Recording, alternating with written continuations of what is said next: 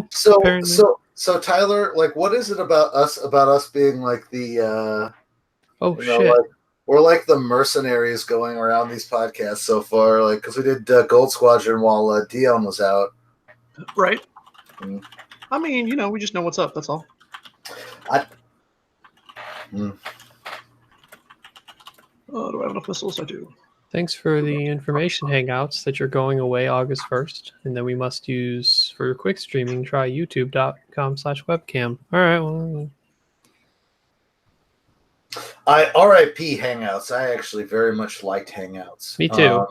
I don't know why they're getting rid of it. And I like the chat system. It's my favorite chat system too. Like casual conversations. If I know that you're on Google, I will hit you up on Google before I will Facebook or texting or Discord. You mean for just text conversation kind of thing? Yeah. Like Tyler, if I knew that you used Google Hangouts, I would hit you up that way first because I found that I do in fact have Google Hangouts. That's what my college email address was that I've kept till today. So I typically use Hangouts for conversation if I can. That's my preferred message. RIP. Yeah. What are you gentlemen drinking tonight? Miller Lite. Simple yet effective. Mm-hmm. Man, all right. So I want to go ahead and say I want to be on the record that I think that Miller Lite is easily the best light beer. Right? If I want a light beer, I want Miller Lite. If you think about their advertising schemes, right? Coors Light's advertisement is it's cold, right? Yep. Bud Light's advertisement is it's a good time, and Miller Lite's advertisement is it tastes better, right? Yep. So with truth in advertising, you see, Coors Light's advertising is it's cold, which is nonsense, but it's better than Bud Light's advertising, which is we're a fun party. It's not that it's cold, it's that it tastes like the Rocky Mountains. Like, all light beer is fucking garbage if it's warm. So you're gonna have an ice cold beer, and they give you the Blue Mountain whatever nonsense to help you out with it. Yeah. So when you drink too much, you know when you want it. I definitely rank Coors Light second in my light beer category. It's Miller Lite, Coors Light, Bud Light, and then everything else. So everything else is trash. Well, okay. So Bud Light is a rice-based beer versus Coors Light that is a wheat-based beer. Mm-hmm. And for whatever reason, I just react hangover-wise way worse to rice-based beers. So I didn't know it was rice-based, but that makes a lot of sense for its flavor. Like it does have like a completely different flavor. Yep. And I don't mind either of their flavors. Like both are fine. Like I could drink. Oh yeah. Like who am I kidding? Like I will take any beer given to me for free. Yeah. I mean, but if like it's the only thing being sold, I'm not like gonna not drink it. Right. But I have preferences. Yeah. So like if I got to pick my American draft light beer, it's Coors Light, no question, every time. After that, it gets a little wonky. All of my friends drink Busch Light or the Busch Latte. So that's what they want without question, which is always a little interesting. That's funny. Yeah, right? Over time, I've turned into the craft beer guy, but in terms of like domestic beer, I tend to prefer Labatt. And then if I had to do a light beer, I do Coors. Right now I'm drinking White Claw. Granted, at Adepticon, some of the Michigan guys had brought like a backpack that had a small cooler section. They had just a couple cans of Bud Light. And after like my run top 16, they're like, have a beer. I'm just like, cool, I'll take it. Whatever. Even though it's Bud, it's not my thing. Like you can't turn down a beer given to somebody. It's just rude. Uncle Mark. Oh, does he have his jersey already? That's you should. Good. I think so. Wait, hold on. We are live. I'm going to present him. Yes. The jersey. Can't wait to get that at Gencon. Check my shirt out. Yeah, I did. I saw it. Oh, wait, what is this? Periodic table of Star Wars villains. That's cool. I like it. He's sending us the stuff on his potato. and are you lagging? There's not a rebel on here. I mean, that's just propaganda. Okay. All right, you can stop presenting me. I'm grumpy Okay. enough as it is. Stupid Discord. Just eats my computer alive. I don't know what that means. Maybe it's time to look at new computer. I just got this a year ago. It can't be Discord. I'll put it that way. Discord is like the Discord sits there and runs and runs and runs and throws stuff up on my screen, and then you're in your living room. I am. Okay. You confused me there for a second. Hey, Ricky. What's up, Mark? How you been? Doing fine, doing fine. Just got back from vacation. Nice, man. So, back to work. So, guys, can we collectively talk about like how we have been letting down the BattleTech people? Like letting down. Let me be fair. Like Coach kind of like hostage signed us up, but now like there are people who are like asking for us to like save them in BattleTech, and I'm like, I gotta install MegaMech. Like that's so hard. That's another one of those things that I put on my computer and I go, I don't know how to make this work. Yeah, I haven't gone about. MegaMech's harder than Vassal, in my opinion. Yeah, and Vassal's easy now. Vassal's so easy. It's so easy. It's like now I don't want to take like 2 hours or 3 hours to play a game, but like Vassal's easy. So, yeah, Vassal is like Control S and then Control left click, and everything's there. Mm-hmm. Yeah, do you like now I actually am old man yells at the sun. Like back in my day when I got famous at X-Wing for playing Vassal tournaments and winning shit, we didn't have things like auto bumping or auto squad spawn or click anything. You had to know 47 hotkeys, and that's the way we liked it. Took you 1 more hour to play a game these days, but even though people are still slow on Vassal. They are. Like it's decision making. It's like actual slow play. Yeah. No, well, this is the problem. So I saw people talking about it. I don't know what podcast or whatever. The actual thing with Vassal is that you're not sitting down with the human right in front of you. So when you have those everyday like small delays where it's like, oh, someone came to the door. Oh, my kid just did something. Oh, I need to go check something. Like you just get up and do it. You don't think about it. Versus like, I feel bad even looking at my phone at an X-Wing game unless my opponent's taking too long already. Yeah. Nowadays, like someone could call you out for cheating if you look at your phone. They sure could, and I'd laugh at them. Yeah. Like, okay, man. that was actually an interesting. Call Brent Wong to Marshall and let him yell at me for looking at my phone. I promise it'll go well for you. That was actually some like early general thing I made during the day of a hyperspace rally hosted in Michigan. It was if you can keep the list count and points in your head, that's fine. But as soon as you use your phone to look at the points, you must let your opponent know the board state as well. So everyone's on the same page. Oh, that's interesting. I like that. Okay. I mean, yeah, you have the advantage if you keep it in your head and you know your points, you know your opponent's points. Fine, right? But as soon as you use outside information to help figure out your points, I want both players to have the same board state knowledge. Yeah. I like the pretty much all the local ones we've been to has like given everyone a piece of paper that you have all your ship point breakdowns on. Sure. Because that way then it's like it's freely there. You can look at it. I don't need to tell you that you're currently losing by 2 points, but yeah, because you've got all the stuff right there. You just do the math. I just know a lot of people use like Launch Bay Next calculators and stuff like that. So I just like to be stupid, and if I kill something on the last shot and they say you win, I take them at their word. So Uncle Mark, do you have the intro script by any chance? No, but I can wing it. So where the hell is Coach at? On sabbatical. Sabbatical for a couple months, family things, real life stuff. Oh, boo.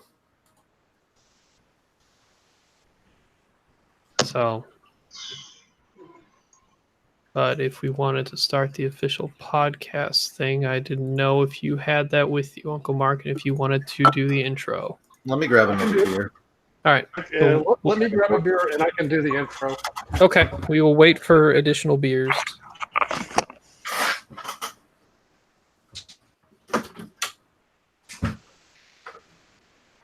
And Blair even decided to come and chat with us too. Is Blair in here? He posted in the chat, the live chat. Nice. Hi, Blair. Blair, show up or no balls. Are you fucking kidding me?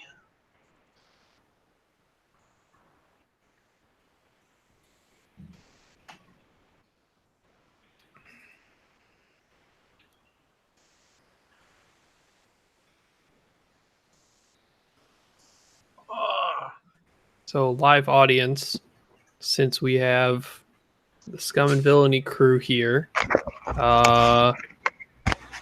name either your favorite Scum and Villainy pilot or your favorite Scum and Villainy podcast host.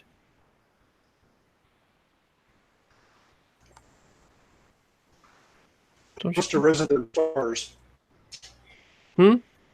Host or resident stars. Yep.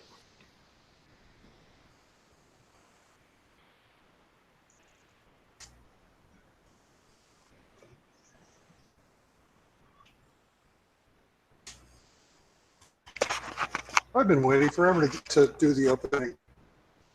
You get to do the opening. You got your get off my playmat segment.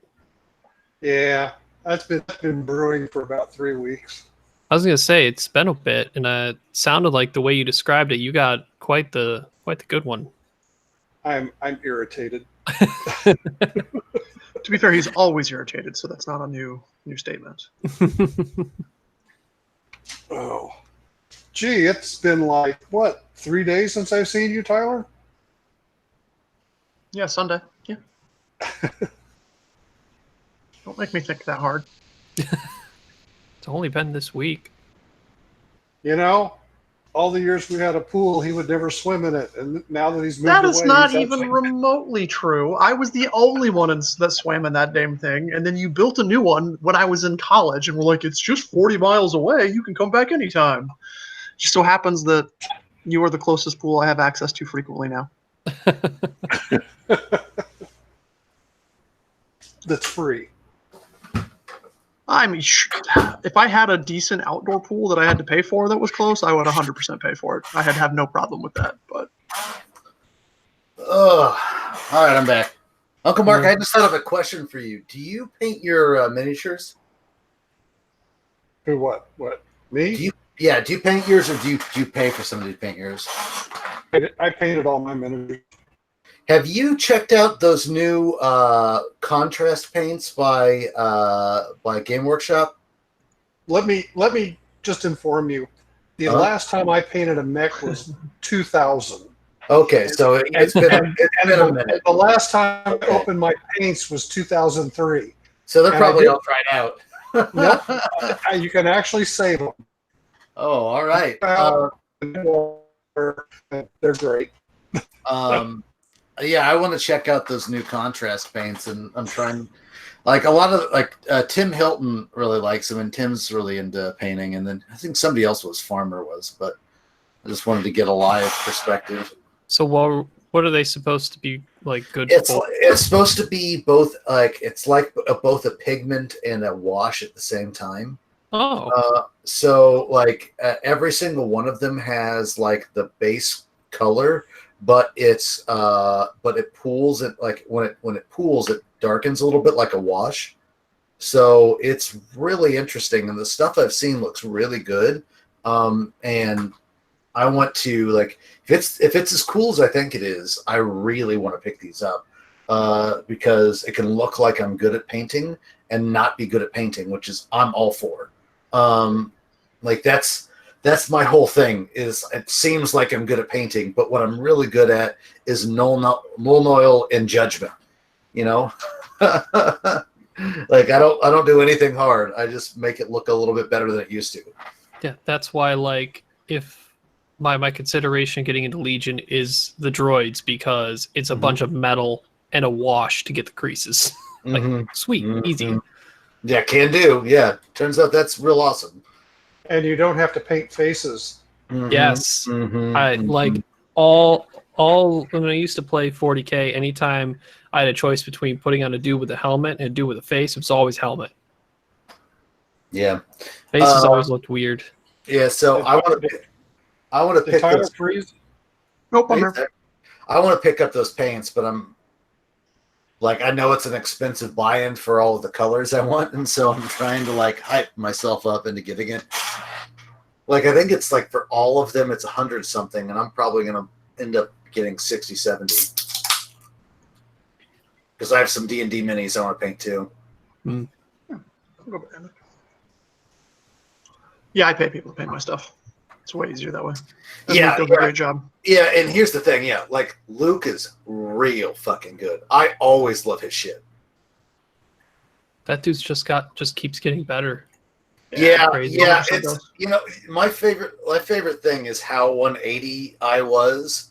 I ended up getting with Luke because when I first met him, I fucking hated him, and now I just think that guy is shy and bad at dealing with people, and that's it. Like, I literally think that's his whole problem is he's shy and not good at talking to people. Yeah, but he's actually really nice. Like, god damn it. So that makes me feel like the asshole. I mean, to be fair, you are still the asshole, but I mean, I don't want to feel like the asshole, though. I mean, look, self-reflection's all that matters. Like, so long as you can admit it and move on and never talk about it again.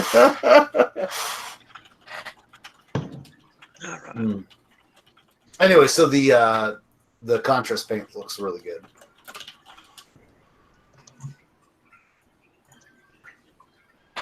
Get rid of that. And Uncle Mark, whenever you'd like us to start. All right, let me turn my chat on YouTube real quick. Sorry, I'm slow here. Come on, where are you, chat? 12 people are watching us. Wow. Mm-hmm. They make good decisions. Got that. All right, I'll get rid of that real quick here. Boom, there. So we don't echo. Wait a second. If Blair, if you're freaking commenting, where the hell are you? Show your face. You've been called out, sir. I feel like he commented once and then probably left. Well, he's got. He said that he had open gym, and he's been really into coaching his local high school, which I think is for basketball, and I think that is awesome because basketball is amazing. Like, my whole goal is I want to start getting into shape just to be bad at basketball.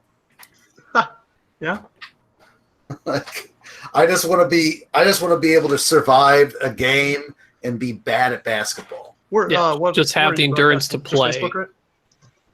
Yeah. You guys just push to Facebook. You don't do Twitch. YouTube, you mean? Yeah, that too. Yeah. Whenever you're ready, Ryan, I'm ready. I'm ready. I got timestamps ready. 8:56. Yep. I got the start at 8:38. I click the YouTube live and I see my face. Excellent. Scary. That is a little weird. Here we go. Good evening, X-Wing. This is not a test. This is OCX Radio. Partying from the Delta pilots to the 4BZ.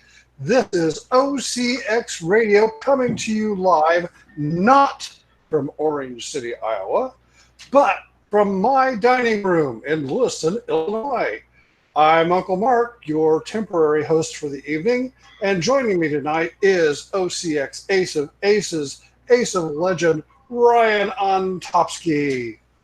Feels weird without Coach, the man, the myth, the legend, the drinker, the drunkard.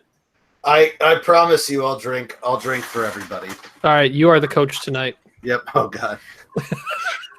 It's a lot as we see, also joining us tonight, we have the pirate horde coming in from Scum and Villainy. We have returning veteran of OCX, Starslinger 72 himself, Tyler Tippett. What's up, live crew? And also joining us is the pirate captain of legend, Kelvin Tiberius himself. Good evening, Ricky. Welcome to OCX, I guess. I don't know. I don't know how this works. Yeah, so I just want to point out that Coach had a really, really, original idea for being a drunken host of X-Wing. We'll be sending you our lawyers for that.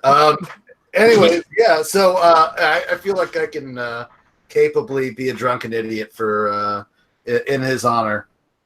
He took your idea and just made it live. That's it. I want to say this very seriously. That is an improvement. I like that. You don't have to. You can't get away with editing. They already know. And B, you give the people what they want directly, and you can drunkenly argue with like your listeners, which is exactly what you need. That's how you build. That's how you build a following, by arguing with the people who listen to you on the internet. Well, haven't you been on our groupies chat? No, man. I feel like that's his choice. Yeah, I feel like I make better life decisions now. Also, it is fun when the chat drunkenly responds. A few of them drink with us. Mm-hmm. So I just want to say that the one downside to doing it live and recording video is I am literally locked in my storage closet, so I am slowly but surely going to sweat to death during this episode. Well, we appreciate you using the webcam because some people don't. Gordon, the worst. I mean, what do you want from me? I'm a beautiful man, and I trimmed my beard, and I'm just very proud of looking at it. Like I look 5 years younger. There you go. Someone's already asking for top fives, which man, we'll get there. We'll get there. That's Kiefer. Well, guys, we're really pleased to have you with us tonight. Tyler's a fallback pro for us. And Ricky, I think this is your virgin voyage, isn't it? I went on a call-in episode. I drunkenly showed up to a call-in episode, and I barely remember it because I was like, I feel like I need to if I'm going to show up in podcasts with Coach, and Coach and I's interactions have never been sober, or at least I don't think they have been sober for longer than 5-10 minutes, and that's both of us. So I felt like I had to meet the level, and like when you're trying to catch up with somebody, you always surpass them. It's like that's a rookie move. I should know better than that. Yeah, I remember. Yeah, you were on a night. I think it was for a birthday, whether it's Coach's birthday or something like that, where other people called in, and that was such a great idea too. Oh my god, I love that format. I think that's so smart. Yeah. And it ended up being like a bunch of OCX. It was after some hubbub came up about ruling, and did you and Tyler just we took over your cast? Jumped about 5 or 6 podcasts that night. No, because it was what we were talking about earlier. It was the. Oh my god, that's so funny. We were talking about this earlier. Yeah, it was when the judge rules versus Trajectory Simulator and Genius, when it was like FFG was releasing their statement how they would do it at their regional, and we were like, hey, this is them telling us to do it this way. And then there was the Great Schism, and then shockingly a week later at least me and Ricky were right. So yeah, that's the thing that drives me crazy is it's like, I don't know if we're going to get into this or not, but how bored I am with X-Wing conversations like online nowadays. It's like, step one, a thing. Oh yeah, Ryan, you were talking about this. Like step one, something, a plausible, interesting conversation happens. Mm-hmm. 2, someone goes nuts. Like, I mean, you had a better take on it, but let's just get this out of the way now instead of shoving it for later. So yeah, this is always the cycle of conversation that happens in the X-Wing community. Some interesting conversation, data or statistic is brought up. Someone brings up a crazy corner case argument for it, and then people start picking sides, and then the internet just collectively goes for a while, and then judges have to deal with it, and then they have to make a decision, and the internet goes part of them for the decision, and then eventually just tapers off, and then we start another one. Yeah, it's like over and over and over again. And as someone who talks about those things for money, like, and I'll say this on this podcast and not mine. Oh, they'd probably say it on ours too, right? Like, it's so goddamn boring. Like, there's so many times where you can just look at a thing and go, it should be this way. Like, here's the logical reasons behind it, and let's just move on and talk about something at least interesting. Like, after like the 5th time of doing this, I'm bored. Yeah, my favorite new one now that I've at least only seen twice is if you have CLT and your opponent has Padme, is adding the focus die considered modifying the focus result? And does she basically just turns CLT off? Mm-hmm. It's like, no, she doesn't. That's not how that works. Stop being dumb. Like, it never worked that way. It's not going to work that way. Oh, there's a lot of people on either side of that argument. So yeah, which is fine. There can be.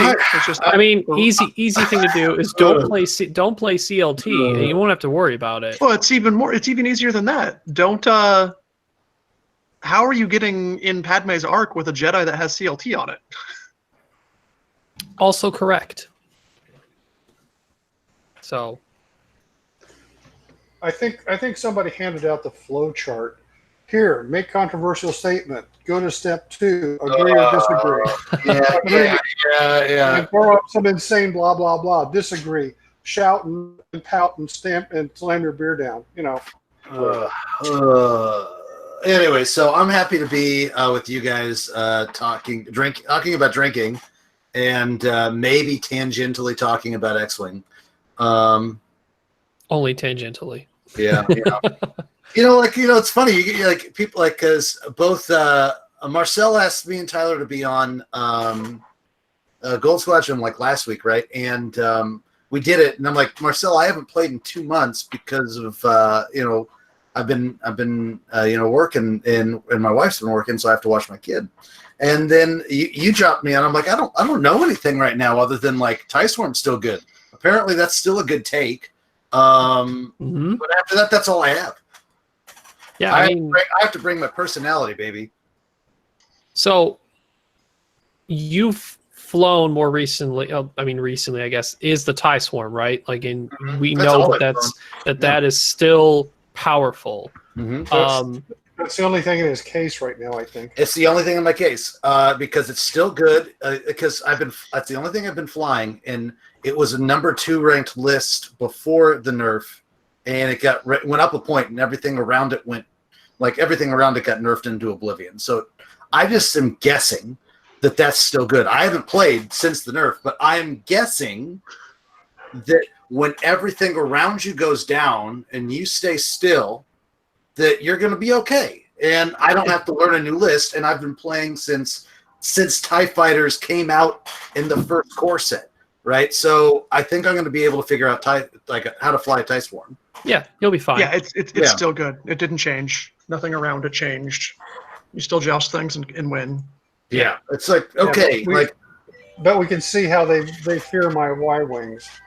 Yeah, 100%. And that's fine. It should any list should not be unbeatable. And TIE Swarm is easily beatable if you can get to the side of it. So it's just, and that's the whole point. And that's what you as a Swarm player have to learn how to play against. I don't know as I believe that, Ricky, but that's fine. Yeah, I'm with you, right? Like, if you have patience, if you have real patience with a Swarm, you can get a fight. You can get a. Is that how we're going to talk about engineering a situation where you only get 7 turns in the game? Have patience. Hey, okay, so I will talk about that because I don't like the conversation around that.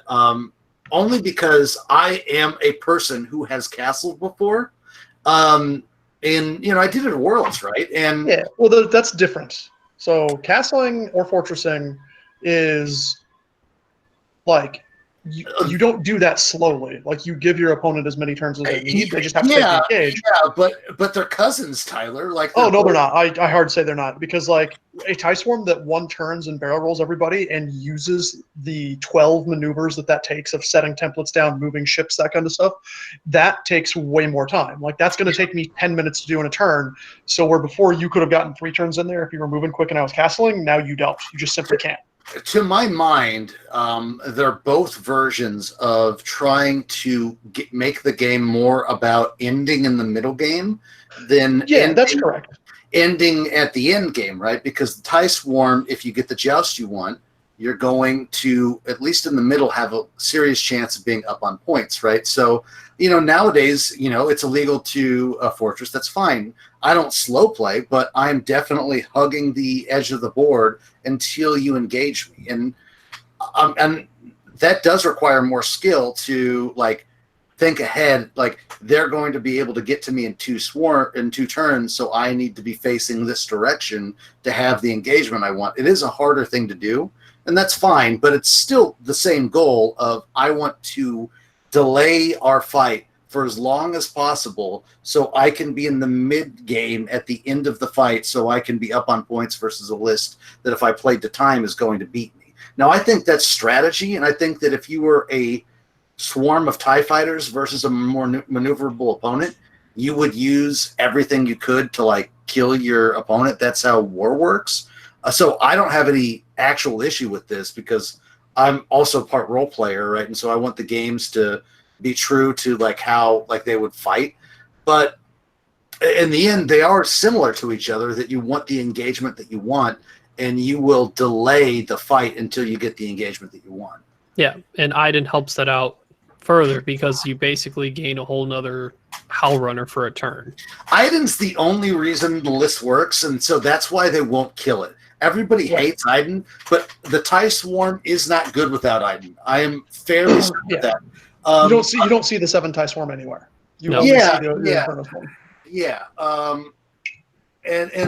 Or you see the TIE fighters not be the point of the swarm, like Tyler's list. Like Tyler's list, the TIE fighters are there as a wall of good blockers, but they're not the reason the list works. It's sense and it's the cheapness of Soontir. It's a whole different methodology. And actually, leave Soontir alone. And actually, Tyler, if you wouldn't mind, played Soontir, I know how good he is. Going off from the TIE Fighter tangent and going into that, Tyler, what do you how you use them in your list? I think a lot of people don't know what literally the terminology and strategical usage of the word screen means. Mm-hmm. That is not used in X-Wing nearly enough when the ship count is available to do so. So how would you explain to a player who's never utilized a screen how to set that up correctly and not put their ships in a space where it also restricts the ace they're trying to screen for? Yeah. So basically, I'm using 3 Academy ties in a loose triangle. So they're probably a base and a half away from each other, and then laterally, and then half to a full base vertically away from each other on the board. Mm-hmm. And their whole goal in life is to find a target, so their primary goal is to be unignorable, right? I have 3 TIE fighters that are all going to focus, they're going to move up, and they're going to take shots at whatever is in your list. That is a respectable amount of damage that gets put out every turn, so you can't just straight ignore it, right?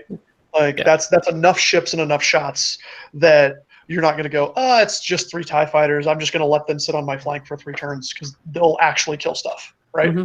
Yep. So now you have to pay attention to that portion of my list, which is roughly a third of my list. So in doing so and enforcing that situation, their next job is, because they're all initiative 1, they're going to get to space first and occupy that space so that you can't with whatever ship you want to be there, right? So I will generally try to protect wherever my aces are going to be in that sense. So it's generally I'll have 3 TIE fighters and a loose triangle Vader off to that flank, but close to them, and then Soontir way off on the other side of the map, coming in from a completely different vector. Mm-hmm. And so then effectively what's going to happen is I'm going to use sense to look at whatever your most valuable dial is. Now, that doesn't mean valuable in a points space. It's not your most expensive ship. It's the ship that does the worst amount of it's the ship that is your key to getting to a victory condition against me, right? So sometimes you might have an 80 points 80 or 90 point turret of some kind, and I'm not going to care because you also have like Poe or Fen Rao or something like that in the list that has a bid and is going to move after my aces. So that's who I need to block because I'm going to take your actions away and I'm going to hit him very hard when I have my whole list up. And then after that guy's dead, then I can worry about taking the rest of your list, right? Mm-hmm. So effectively, that loose triangle is just going to move into the movement cone of your ship. So if you think of any ship and the dial that it has, it basically pushes a cone out from the front of that ship, and that's where it can be. Tyler, right? that loose triangle, is that a V or an A? It doesn't technically matter, but I use a V. Okay. Or I'm sorry. Well, no, I use an A. Like, so I have 1 and then 2 behind it. Really? I would have gone the other way around. Well, no. So if you think of your opponent's ship, right? They have an A coming out the front of it of all the spaces that they can be in.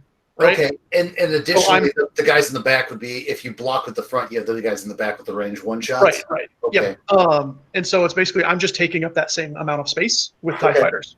Okay. And then I look at your dial to see which TIE fighter possibly. That visualization, that's an excellent answer for it. I love that. Yeah. Because the movement cone, you need to adversely affect that. Yeah, that makes a lot of sense. And so when you use that formation, that style of just that cone on cone like intersection, I can just make sure that I have you blocked. You can't go anywhere. Like, and I've had multiple games where people have looked at me and like, oh, I can't make a move that doesn't get blocked, right? And I'll be like, there was only one, and it was the 3 right turn over a rock pointed the wrong way. Like, I'll let you have that move. Otherwise, you don't get actions, right? Yeah. Like. And so the list leverages native 3 agility that is good defense on average when you don't have mods, because I'm going to take your mods away from you, right? So you're shooting a 3 dice, a 2 dice shot at me without mods, and I'm going to have 3 dice and a focus. So in general, I don't take damage. Now, granted, like some of my losses are just straight early game losses where you just spike high dice, right? And I don't. And okay, cool. I guess you didn't need mods to kill me. All right, fine. But overall, ties do trade really well. Yeah, generally speaking, they do. And so that's the other side of it is the list I think works really well because I expect out of a 6-round open or a 9-round like system open series to get into like elimination play. Like I'll have 1 variance game that's bad. I shouldn't have more than that. I should be able to play around the others. So as long as I know that, okay, here's the 1 game I just got diced or I made a mistake or that kind of thing happened, then the other games, as long as variance is average, I feel like I can trade favorably and get to a position I want to win. So usually I would think the natural type of ships that could be a little more troublesome are generally ships that have pre-position before you move, right? Now, granted, a lot of those are in the I-5 range, which your I-6s can hunt. But how often have you gotten an opposing ace into a situation that had that option, but the TIE fighters were so clustered around? Like, did you ever bother getting the TIE fighters to cluster around it so they couldn't do it, or did you just count on your I-6s to hunt them anyway? So no, so I haven't played against like a supernatural I-5 kind of a thing. Or like an advanced sensor scurry or anything. Yeah. So I played against BB-8 Poe a couple of times, which is like one of the I don't want to play that list. Like that's just a really bad list for me to fight. And the strategy is the same in the sense that I can't block you anymore, but I can set up a really bad wedge for you to not beat in. Like there's just too many guns. You're not going to want to be in this space. Yeah. You're no longer sense blocking. You're just I'm corralling, right? You're doing the Blair Bunky corral, right? That's exactly what it is. Yep. Yeah. And so, like in the Poe game, it was one of those. I put him into a situation where he could make a bad decision, and he made the bad decision. Right, because it was like I had my ties kind of blocking space, so he went around that and traded with Vader because Vader was target locked on someone else, right? So I don't have my target lock on him, but I was range 1, so I have a range 1 shot with force, and then a TIE fighter behind Vader that had a range 1 shot as well. So he took those 2 range 1 shots because he didn't assume Vader would shoot him, and I was like, no, I'll just take your shots at Poe because you don't have regen, right? Like, and I was able to cripple Poe in that volley. And then it wasn't really a fight anymore. Poe had to run because now he can't get shot again, that kind of a thing. Sure. But I definitely don't want to see a supernatural Anakin. I'd still be surprised even if you do. Like I agree. He's so many points, and a lot of people view Anakin without supernatural still really effective, and he is. So I think there's very few repositions before maneuvers that you have to worry about realistically. I've played against a number of regular Anakin, like no force power Anakin, regen Anakin, that kind of stuff. So like double Jedi, double Torrent, and that list is almost trivial for me to play against because it's too easy to block an Aether Sprite when I know what the dial is, right? Yeah. And the other side is they bring in bids, so not only am I blocking with 3 Academy ties, but I'm blocking with Sutrafel as well, which is comical. Like, hey, I'm going to get one of the most maneuverable ships in the game to get where I need to be repeatedly. All right, fine. And after I block you, you give me a focus token to shoot one of your other ships for blocking you. Mm-hmm. Now, I'm assuming that you probably haven't seen much of this, but I figured even though I5 Boba wouldn't be too bad because he invites the block at times and now he has access to 000 as well. So I haven't seen. I mean, I've played against a Slave 1 Boba, but not with this list, and it would kind of depend on what else is in the list. Because I feel fine hunting that ship with my I6s. So that, I don't know. Yeah, I think the likely component that would make you potentially like, okay, this might be somewhat a real game is if it incorporates Fen Rao as well, because it's an I6 that does real damage. Yep. So, but then, I mean, at that point, you're looking at old school like Boba, Fen, and probably a coordinate craft, which, I mean, for Boba can be really good if he wants to run into you anyway. Yeah, absolutely. So. Yeah, I don't want to see a Boba Fett that's got a free reinforce before he actually gets into the fight with he's going to run into one TIE fighter and then shoot the other one kind of a deal. That seems bad for my ties. Mm-hmm. That would basically be a game where I would need to sprint kill the escape craft and then use sense to kill Fen Rao, and like Boba Fett would be the last thing. So hopefully I have both aces still up, and then it's just kind of a slog game. Yeah. All right. That's the headset. Who knows where it goes? I don't think the list is by far not unbeatable. It's just one of those things. The stuff that I think is a real meta threat that has a good matchup into me is very, very small, and it has a good fighting chance against a lot of the field, and it just straight wins games against stuff that are popular as well. Oh, sure. Right? And most of your list deals in execution, right? You execute the right thing, you're going to get what you want. I think the prevalence of sinker swarms might be a bit scary, though, right? Kind of. I mean, so those torrents aren't going to bother my my aces, if sinker's dead. And I still throw a bunch of dice, right? Like early on, it's still 11 red dice, and Vader hits really hard. So I absolutely can kill a torrent or that. The Sinker Swarm is the only new X-Wing I've bought in the last 6 months. I bought a full Sinker Swarm. So you did the 4 torrents, 2 arcs. I did 4. No, I did. I think it's torrents, arcs, and then Luminara. Sure. Oh, you did the protective type. Yeah. I like that because it's a list that similar to lists I've flown before, and I just think it's cool. So that's all. So yeah, I like the new one that has Rick Ollie in it too. Mm-hmm. Yeah, Rick Ollie becomes like, hey, you can be the high flanker and still do some real damage. Sure.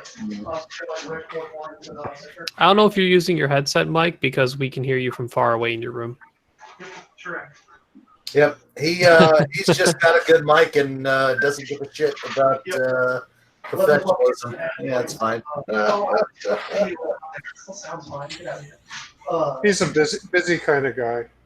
Yeah. Putting up my leftover pieces of frozen pizza that I made today.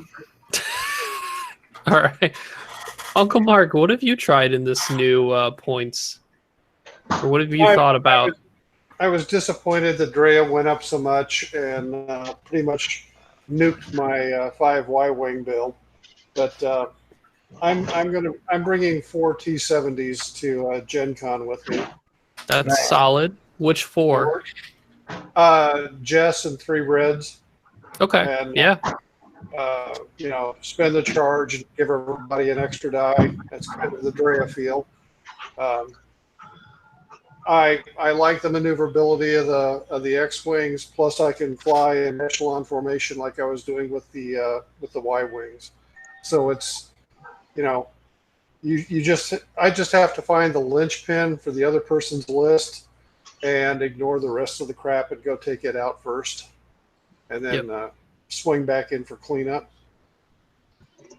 So what upgrades have you put on them? So you got 8 points left after 3 reds and Jess. I've got a 4-point build. I've got an R2 unit on Jess, and then they've all got jamming guns because they're free. Oh yeah. We could probably put heroic on the 3 reds as well. Yeah, I could, and I may. I just. Yeah, the night is young. Yeah, you don't have heroic on the reds, right? Yeah. It's you get 1 point bid, you get Jess with R2 astromech, and then heroic on the reds. But that should keep me competitive. Yeah, I mean that one was like had some people using it. It was what system open was it? Dion was streaming, and I got top 4, I think. I was looking at a 4 arc build too, but yeah, I want to stay with something I'm a little more familiar with. Sure. And I got new dice to roll in my dice tray, so Oh yeah, how those dice been working out for you? They're still in the bag. Okay. I've never had them before. Ricky, are you going to Gencon? No, man, I'm so sad about it too. But such is life. Yeah. I'm like, man, so I've been hashtag next year, isn't it, for like 4 or 5 years. And man, it's sad. But because how this ends up working is something ends up taking my PTO by June. And I'm the type of person that is not a don't use PTO, like hoard it type person. I use my full allotment every year. And if something gives me extra days off, I'm using it. I'm not using my PTO because I feel like that's stuff that my company's paid me, right? So I take all money I'm given by my workplace. Anyway, so that makes me a person who has not a lot of PTO by the time June rolls around. And so I never have PTO for Gen Con, or I don't have money or whatever nonsense thing. I should be able to go, and it makes me mad at myself. But long story short, no, I'm not going. Okay. Well, in the future, if you plan on going, I'm pretty sure as long as Coach goes, he'll have an Airbnb to share for cheap. Nice. So that should be easy discounts. And that is, one of the things that I've wanted to do for Gen Con is have an RPG day where I run a day-long drunken RPG all day, like with friends from around the country. That sounds awesome. Or even from out of the country, right? Yeah, exactly. Like I'm gonna throw a big ass like all D&D day style party where there's a fuck ton of beer and we're running some RPG. Like that is how I normally do D&D days, and I haven't been able to share that with my X-Wing friends. Like they're forget the game style parties, but they're also fun. I'll pull my old man conversation here. Back in the old days at Gen Con, like 1977, a big part of that was not only just Dungeons and Dragons, but there's a lot of tabletop wargaming. Cardboard and hex games, and anymore Gen Con doesn't have much of that. They've got all the family games and the role playing games and the superhero games and X-Wing and all that stuff. But there is a group of grognards that are taking over part of the library, and they're calling it the Insurgency, and they're going to be up there Thursday, Friday, and Saturday playing cardboard hex encounter, nice, world or military style games, and Harold Buchanan. Fascinating.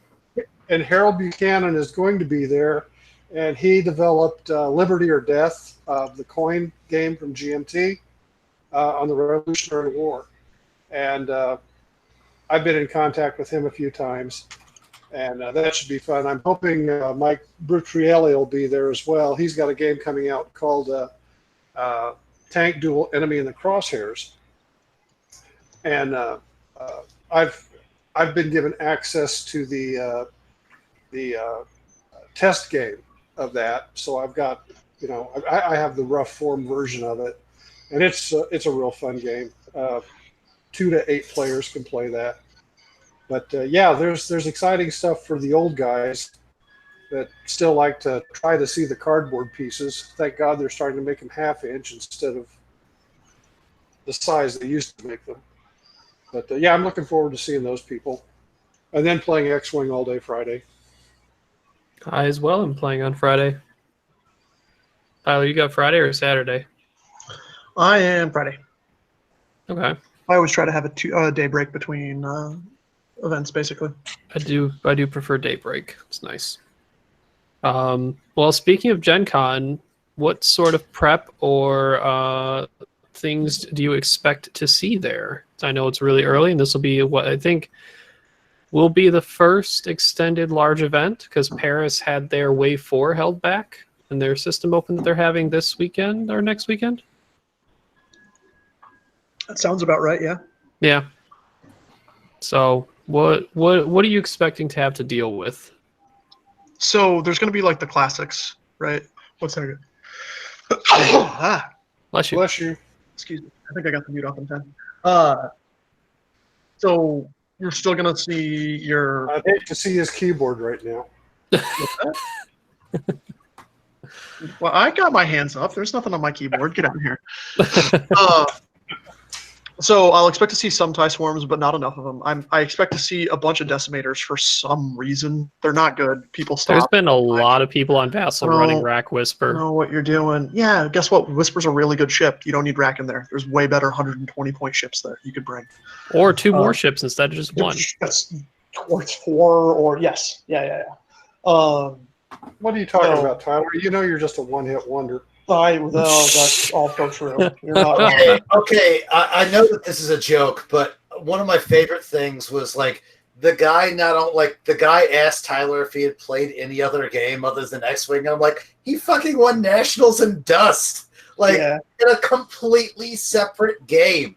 Like, is the worst person to ask for that, or one of the worst people to ask for that? I mean, it's fine. That's why I was just like, I'm just going to check out. I'm going to let the internet do the fighting for me.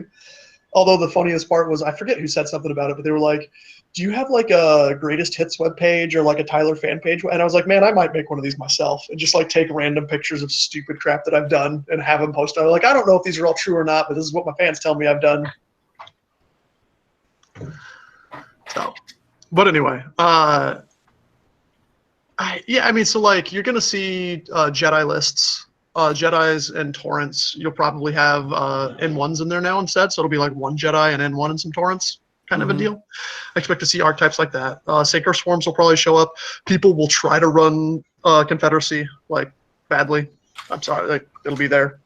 Well, so the big part is like the prize pool rewards a diverse level of players, which granted, I even looked at like maybe I'll fly Separatist if I can find something interesting. Then I was like, this was a funny conversation with my wife. So she was like, "Oh, honey, what are you gonna bring to the trial this weekend?" Because I'm like, "Oh, I'm gonna bring whatever I want to decide, maybe use for Gen Con." And I was between like a Separatist list, a Sinker Swarm version that I have, and separate resistance list I was trying.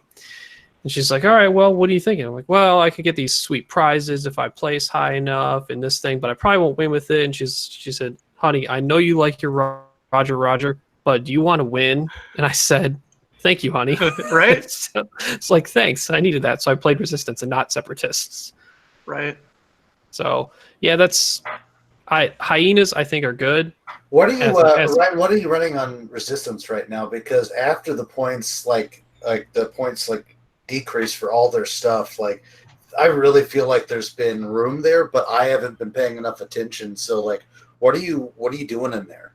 So I've been exploring the Resistance transport because that was the only ship I bought from Barnes and Noble because I had pre-orders for like my Hyenas and Naboo Starfighters when that was available. So I had a couple weeks of trying that out as the new thing.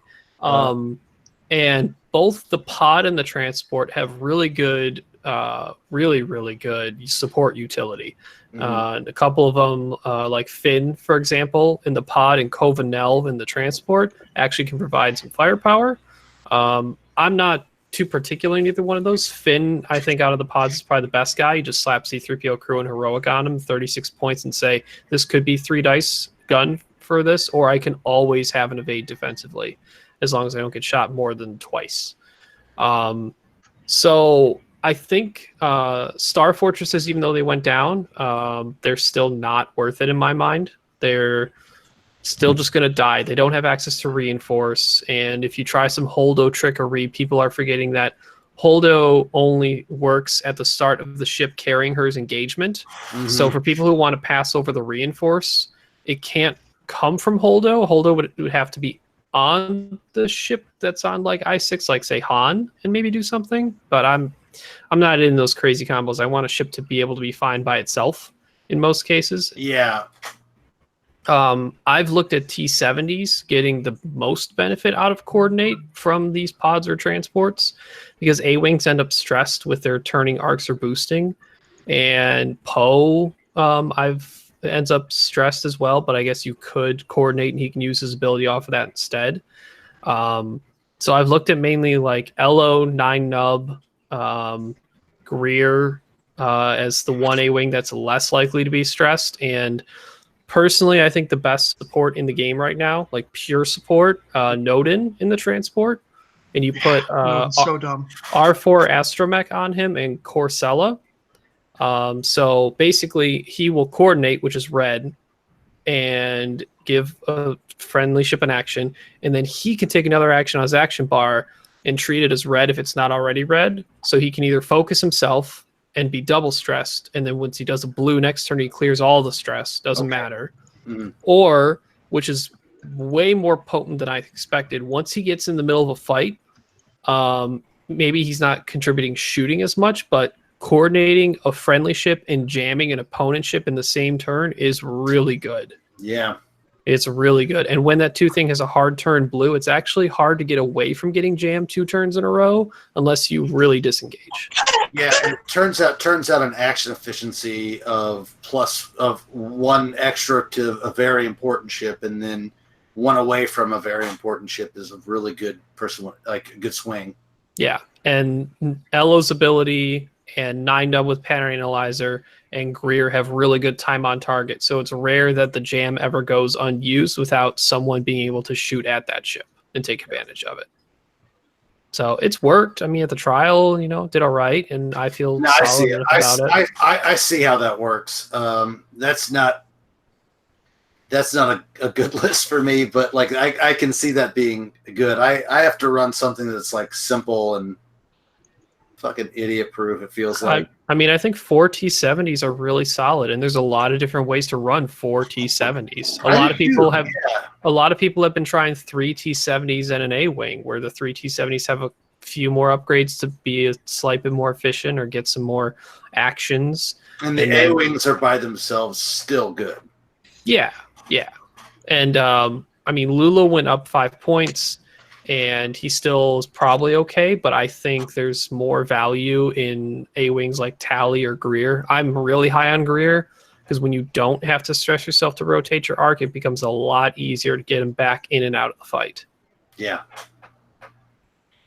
So, but at the trial that I was at, I saw very few resistance flown, and from some of the results from other trials around, not many at least made cuts. So I don't know how many people are trying good stuff in there. A lot of people are trying 4 T-70s, which is good. I think one of those made it.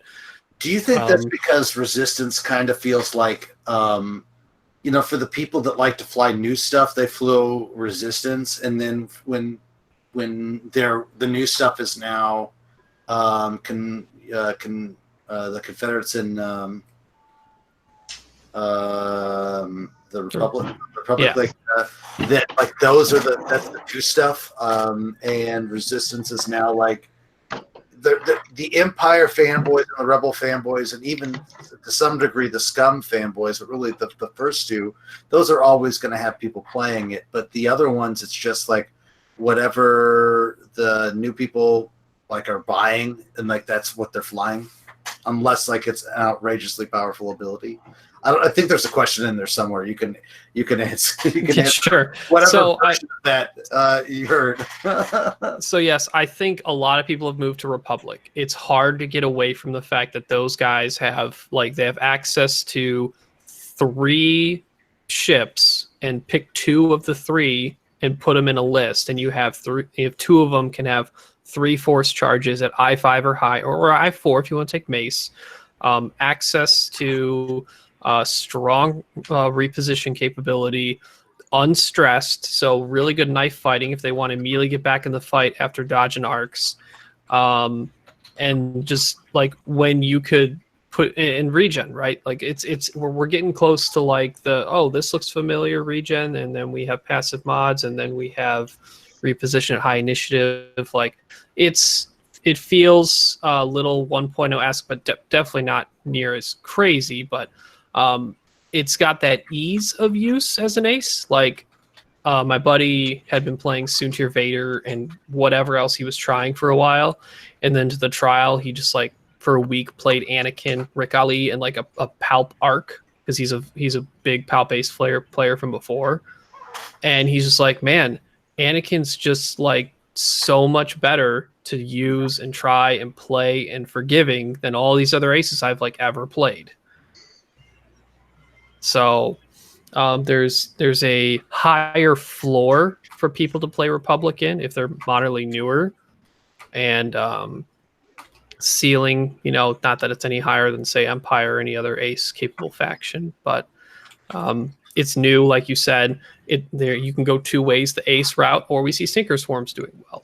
So and then the other part of Resistance not being explored as much yet, even though I think a lot of people have looked at it like, man, that transport's got a lot of weird, funky crew. There's some shit in there that someone's going to put together and make some crazy combination. I think no one's really trying to explore that, or very few people are. They're waiting for someone to figure it out for them, and then they'll try it. Yeah, I'm with you. I'm with you. And so I just think that that's also like a personality breakdown of what people like gravitate to what faction, and those factions being so new all sort of pull the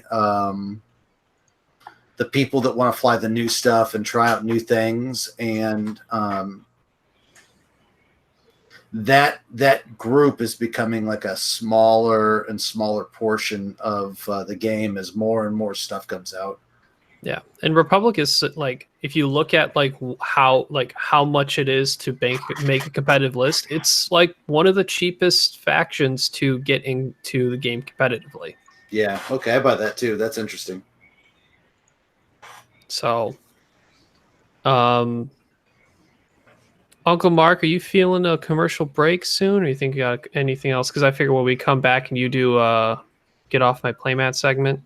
Yeah, we can. That'll allow me to get another beer, and then refill beer time.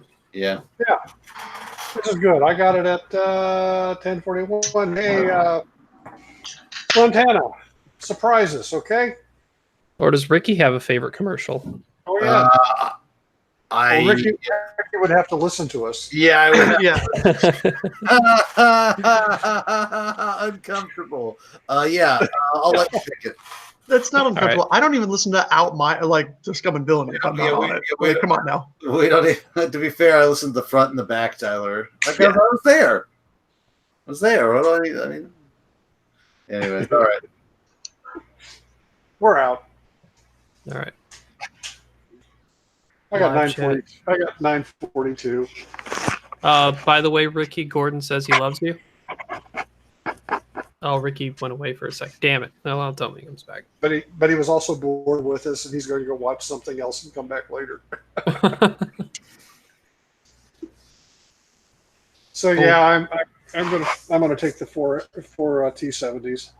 Yeah, I still think like there's a couple of variations you can do. You can either do the Jess Pava version and some reds. Yeah, I think that's the best right now.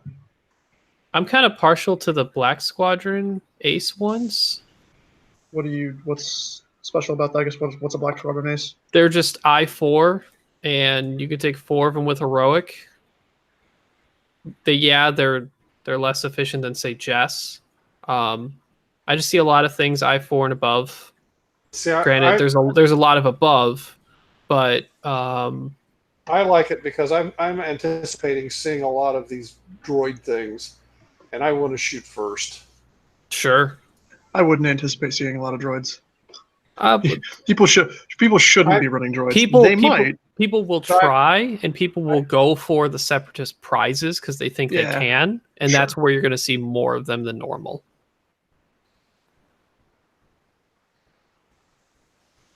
So, yeah, I think I'm just partial to the Black Squadron Aces. Doesn't mean that it's like the correct choice. I still think if you're running it, Jess and Reds is still probably the quote unquote best. And I'm assuming Will's running the T65s. I haven't talked to Will in a while, so I don't know what he's running. He's going, right? Yeah, he's going for sure. Okay. So this morning, I'm thinking to myself, all right, let's see. Hey, get down. Gencon's in a week or so, and I left my pass right over here next to where I sit, and it's not there. And I'm thinking to myself, I wonder where I put it. And I looked in all the viable spots, and it was not there. So I mild panicked. And then it dawned on me when we left on vacation that I took the envelope to hold some important papers, found the envelope, no pass in it, and I went, okay, I put all my credit cards and this and that in this drawer, and there the pass was. So, crisis averted. It's not like when mine got thrown away, and I had to buy a new one at Gencon. Oh. Last year, the line wasn't too bad for us when we picked ours up. We got out of that line in 45 minutes, so like we didn't do the. It was Wednesday.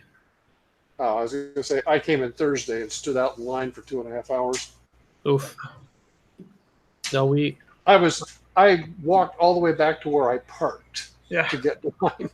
Jeez. Yeah. We got. I signed myself and my wife up for the in-flight reports. Want to see that? To see Wave 6.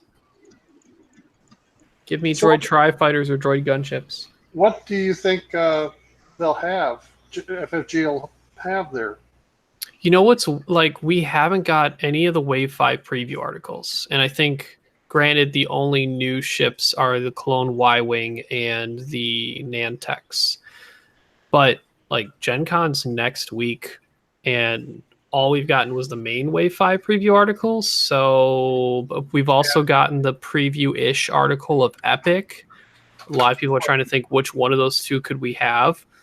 At this point, I'm concerned we might have nothing, which is weird because there's always a release, right? There has never not been an odd-waved release at Gencon, like in the history of the X-Wing. So I would be very surprised if we don't have the Nantex and like that Wave 5 stuff for sale at Gencon. Or at least just the Nantex and the Y-wing, the new stuff. Yeah, that's what I mean. Yeah, just the new stuff for the like the Wave 5 new stuff. Yeah, it's just two expansions. Just bring a mess ton of them. Yeah, and I would expect I hope the Super Star Destroyers there for Armada. Is that releasing by this Gen Con? It's supposed to. I mean, it's been pushed back a couple of times, so I hope they have. You know what I mean? I hope they have that there, and then I hope we should have like Epic stuff. Oh, yeah, Clone Wars Legion is supposed to be out at Gen Con too. Yeah, so sure. That might be their biggest one.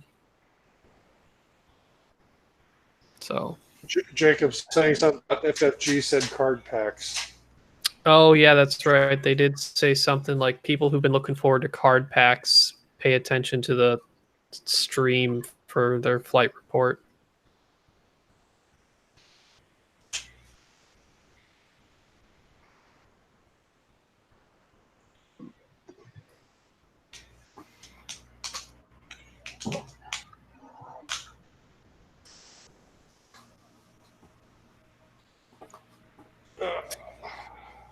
All right, I'm back with beer. Excellent. Me for you. Oh, yeah, I need to actually hop for a second. Yeah. Usually the commercial break has lively discussion. Oh, God. It feels so good once you hit your lips.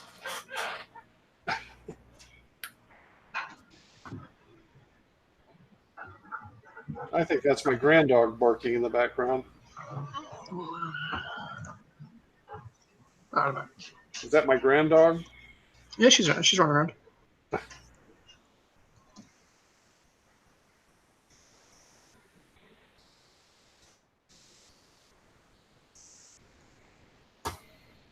Mm.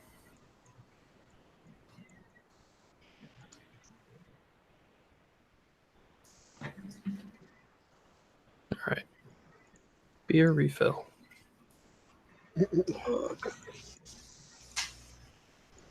It's rather subdued when we don't hear Coach flushing in the background.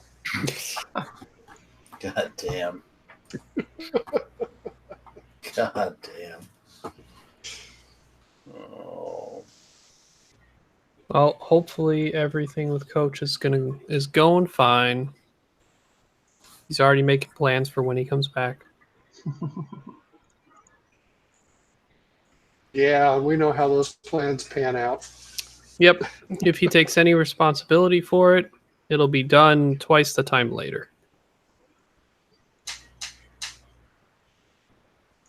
Which, by the way, Patreon people, he's working on helping you people out tonight, which is one of the reasons why he's not here. He's taking care of you guys. Shirts are being delivered. Can't wait to get my jersey at Gen Con. Also, Ricky, it's another year where you're missing out on cookies my wife makes for Gen Con. Oh, dang. I want to go to Gen Con just to play RPGs and fuck around on new board games. You're not wrong. You're not wrong. Like, it's... You Like, literally go there and play whatever you want. I So, know. like- What it is. I just can't. Like one day to fuck around, one day to play the games I want to play. Maybe a couple. One day for the exhibit hall. Yeah. It was a weird feeling, right? So I went to Adepticon in March, and I was like, holy crap, I don't have to play competitive X-Wing again until Worlds. Like, I can, and I will, but I don't have to, right? Which is a weird feeling, because it's never been like, even if I would have won like a national or something like that, I still would have played in regionals and the like. I was like, I don't need to, because the whole like bid system.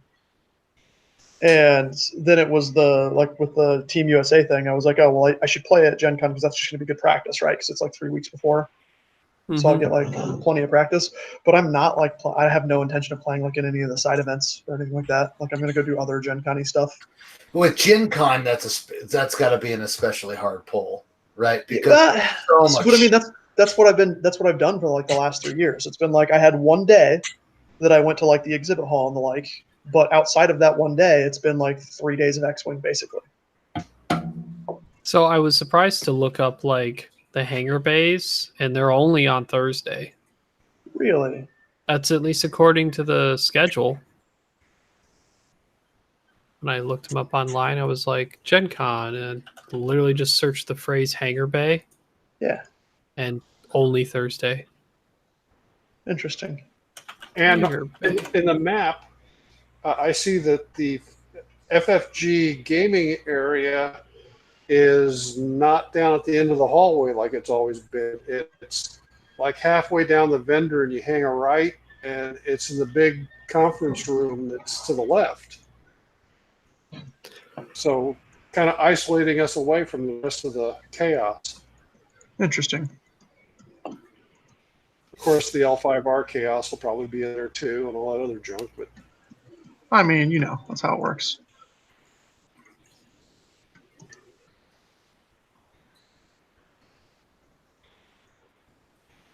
also means I don't have to walk as far from the car to get to that.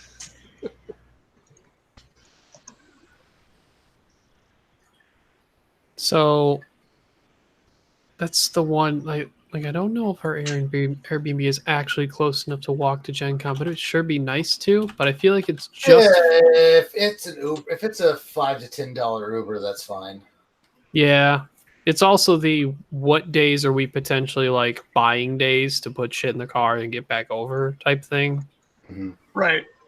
Because walking around holding everything. Yeah, it's a pain. Yeah. Like, nah. So for anybody who's listening that's never been to Gen Con before, if you're going, like, there is, you can park at Lucas Oil Stadium, which is like $20 a day, which isn't bad. Like, out compared to like the parking garages and stuff that are in there. But, so, It's a hike. yeah, but sure. Not bad. Quarter mile, third of a mile. Like, but with that being said, that is a hike that you want to make on, like, you want to do all your shopping on one day that you can. So like plan like your Thursday or your Friday or your Saturday. Well, probably not your Saturday, but like Thursday or Friday if you're going early. So you're just going to go to the exhibit hall and you're going to buy all your crap in one day. Because outside of some sales happening on Sunday, most of the prices don't change. And even the sales that are on Sunday aren't for a lot of the stuff you would normally buy, unless you're looking for like obscure out-of-date games or bits, that kind of thing. Because you'll have guys that just don't want to carry all their crap back with them. And the vendor hall, like the exhibit halls, is freaking huge. Like if you've never been there before, it's a solid day's worth of your time, without question. If you're wanting to see everything, but if there are a few game companies you like, look them up and mark them on your map. And yeah. So apparently walking to Google from our Airbnb to that is an hour 44. But we were told that there is a plaza that leads down that street that we could park in and then just walk closer. So we'll see. Just don't count on it. Yeah. Because, the businesses are still open downtown and it's crazy. Mm-hmm. And maybe they'll be painting the parking lot again like they did last year, so you only had half the parking. Sure. Apparently, one of the parking structures, according to Tommy Adams, who has contact in Indianapolis, says one of the parking garages just straight up has construction in it. So whether it's even open, don't know which one because there's a bunch there, but all of them count for how many people there are. Yeah, you're not wrong. So. Some people fight and play that day. I always we stay, 15, like a 10-minute drive, 15-minute drive out and park each day and walk in. And that's easily saves you it gets way cheaper to do that than it is to pay for the pricing in the hotels downtown. Granted, being able to just like take your gear back to your car is nice. I'll totally accept that. All right. So whenever you want to come out of commercial for your segment, Uncle Mark, I think we're about ready. Yeah. Timestamp for 9:55. Yeah. Hey, welcome back. Thank you, Montana, for that inspiring commercial, whatever you picked this week for us. And I'm usually introduced, but since I'm the one getting to do the introductions tonight, it's time for everybody's favorite, Uncle Mark, get off my playmat. Good evening, ladies and gentlemen, and all ship for free. This is Uncle Mark coming at you from OCX Live, and Uncle Mark has a little beef tonight. Just a little, not a great deal, but I was privy to, and this has been 3 weeks on the burner, so some of it may have been lessened, some of it may have increased, and some of it may not even matter, but to me, I just want to get it off my chest. Several weeks ago, we had a semi-issue. It really wasn't anything big, but in my mind, it irritated me where somebody made commentary about if anything beats his list, basically, it must be overpowered, and it must be a list that should be nuked, i.e., 4 Phantoms because his favorite list was Rebel Beef. And it wasn't fair. And it needed to be taken care of. Well, there was some defense put up about this and that and whatever. And the gentleman decided to take it to a personal level. And upon listening to this, my hackles got up, but it was handy to participate because sometimes I get a little overzealous. But I have a podcast and I can say what I like because, no one listens to this anyway. But when you come out and make assertions about other players' gaming abilities and whatnot, and you yourself can't leave your mom's basement to go anywhere to play, but other than down the street, let's get serious, guys. Come on out to the Midwest, show us your chops. You got to beat me first before you go to the Hero of the Empire. I'm just putting that out there. But when you make claims, you ought to have some information. And when the godfather of X-Wing steps into the conversation and says, hey, bud, this may not be the community you want to deal with. Well, I thought that was rather impressive. And so I did a little research. I've got a few friends out in California. Turns out this individual that was, making commentary, apparently he's a 40K player that can't find anybody to play with him anymore. Apparently he got into Armada and chased all the Armada players away from the game. And now he's trying to earn his chops in X-Wing. Too many good people out here. Too many respected people out here. So I tell you what, you make your commentary, you live by it, but I want to play with the one-hit wonders anytime, any day. Hey, this was Uncle Mark. Thank you for a few minutes, and I'm out.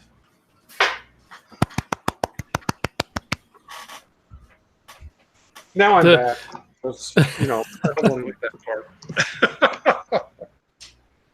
I just ignorance at every level just irritates the hell out of me.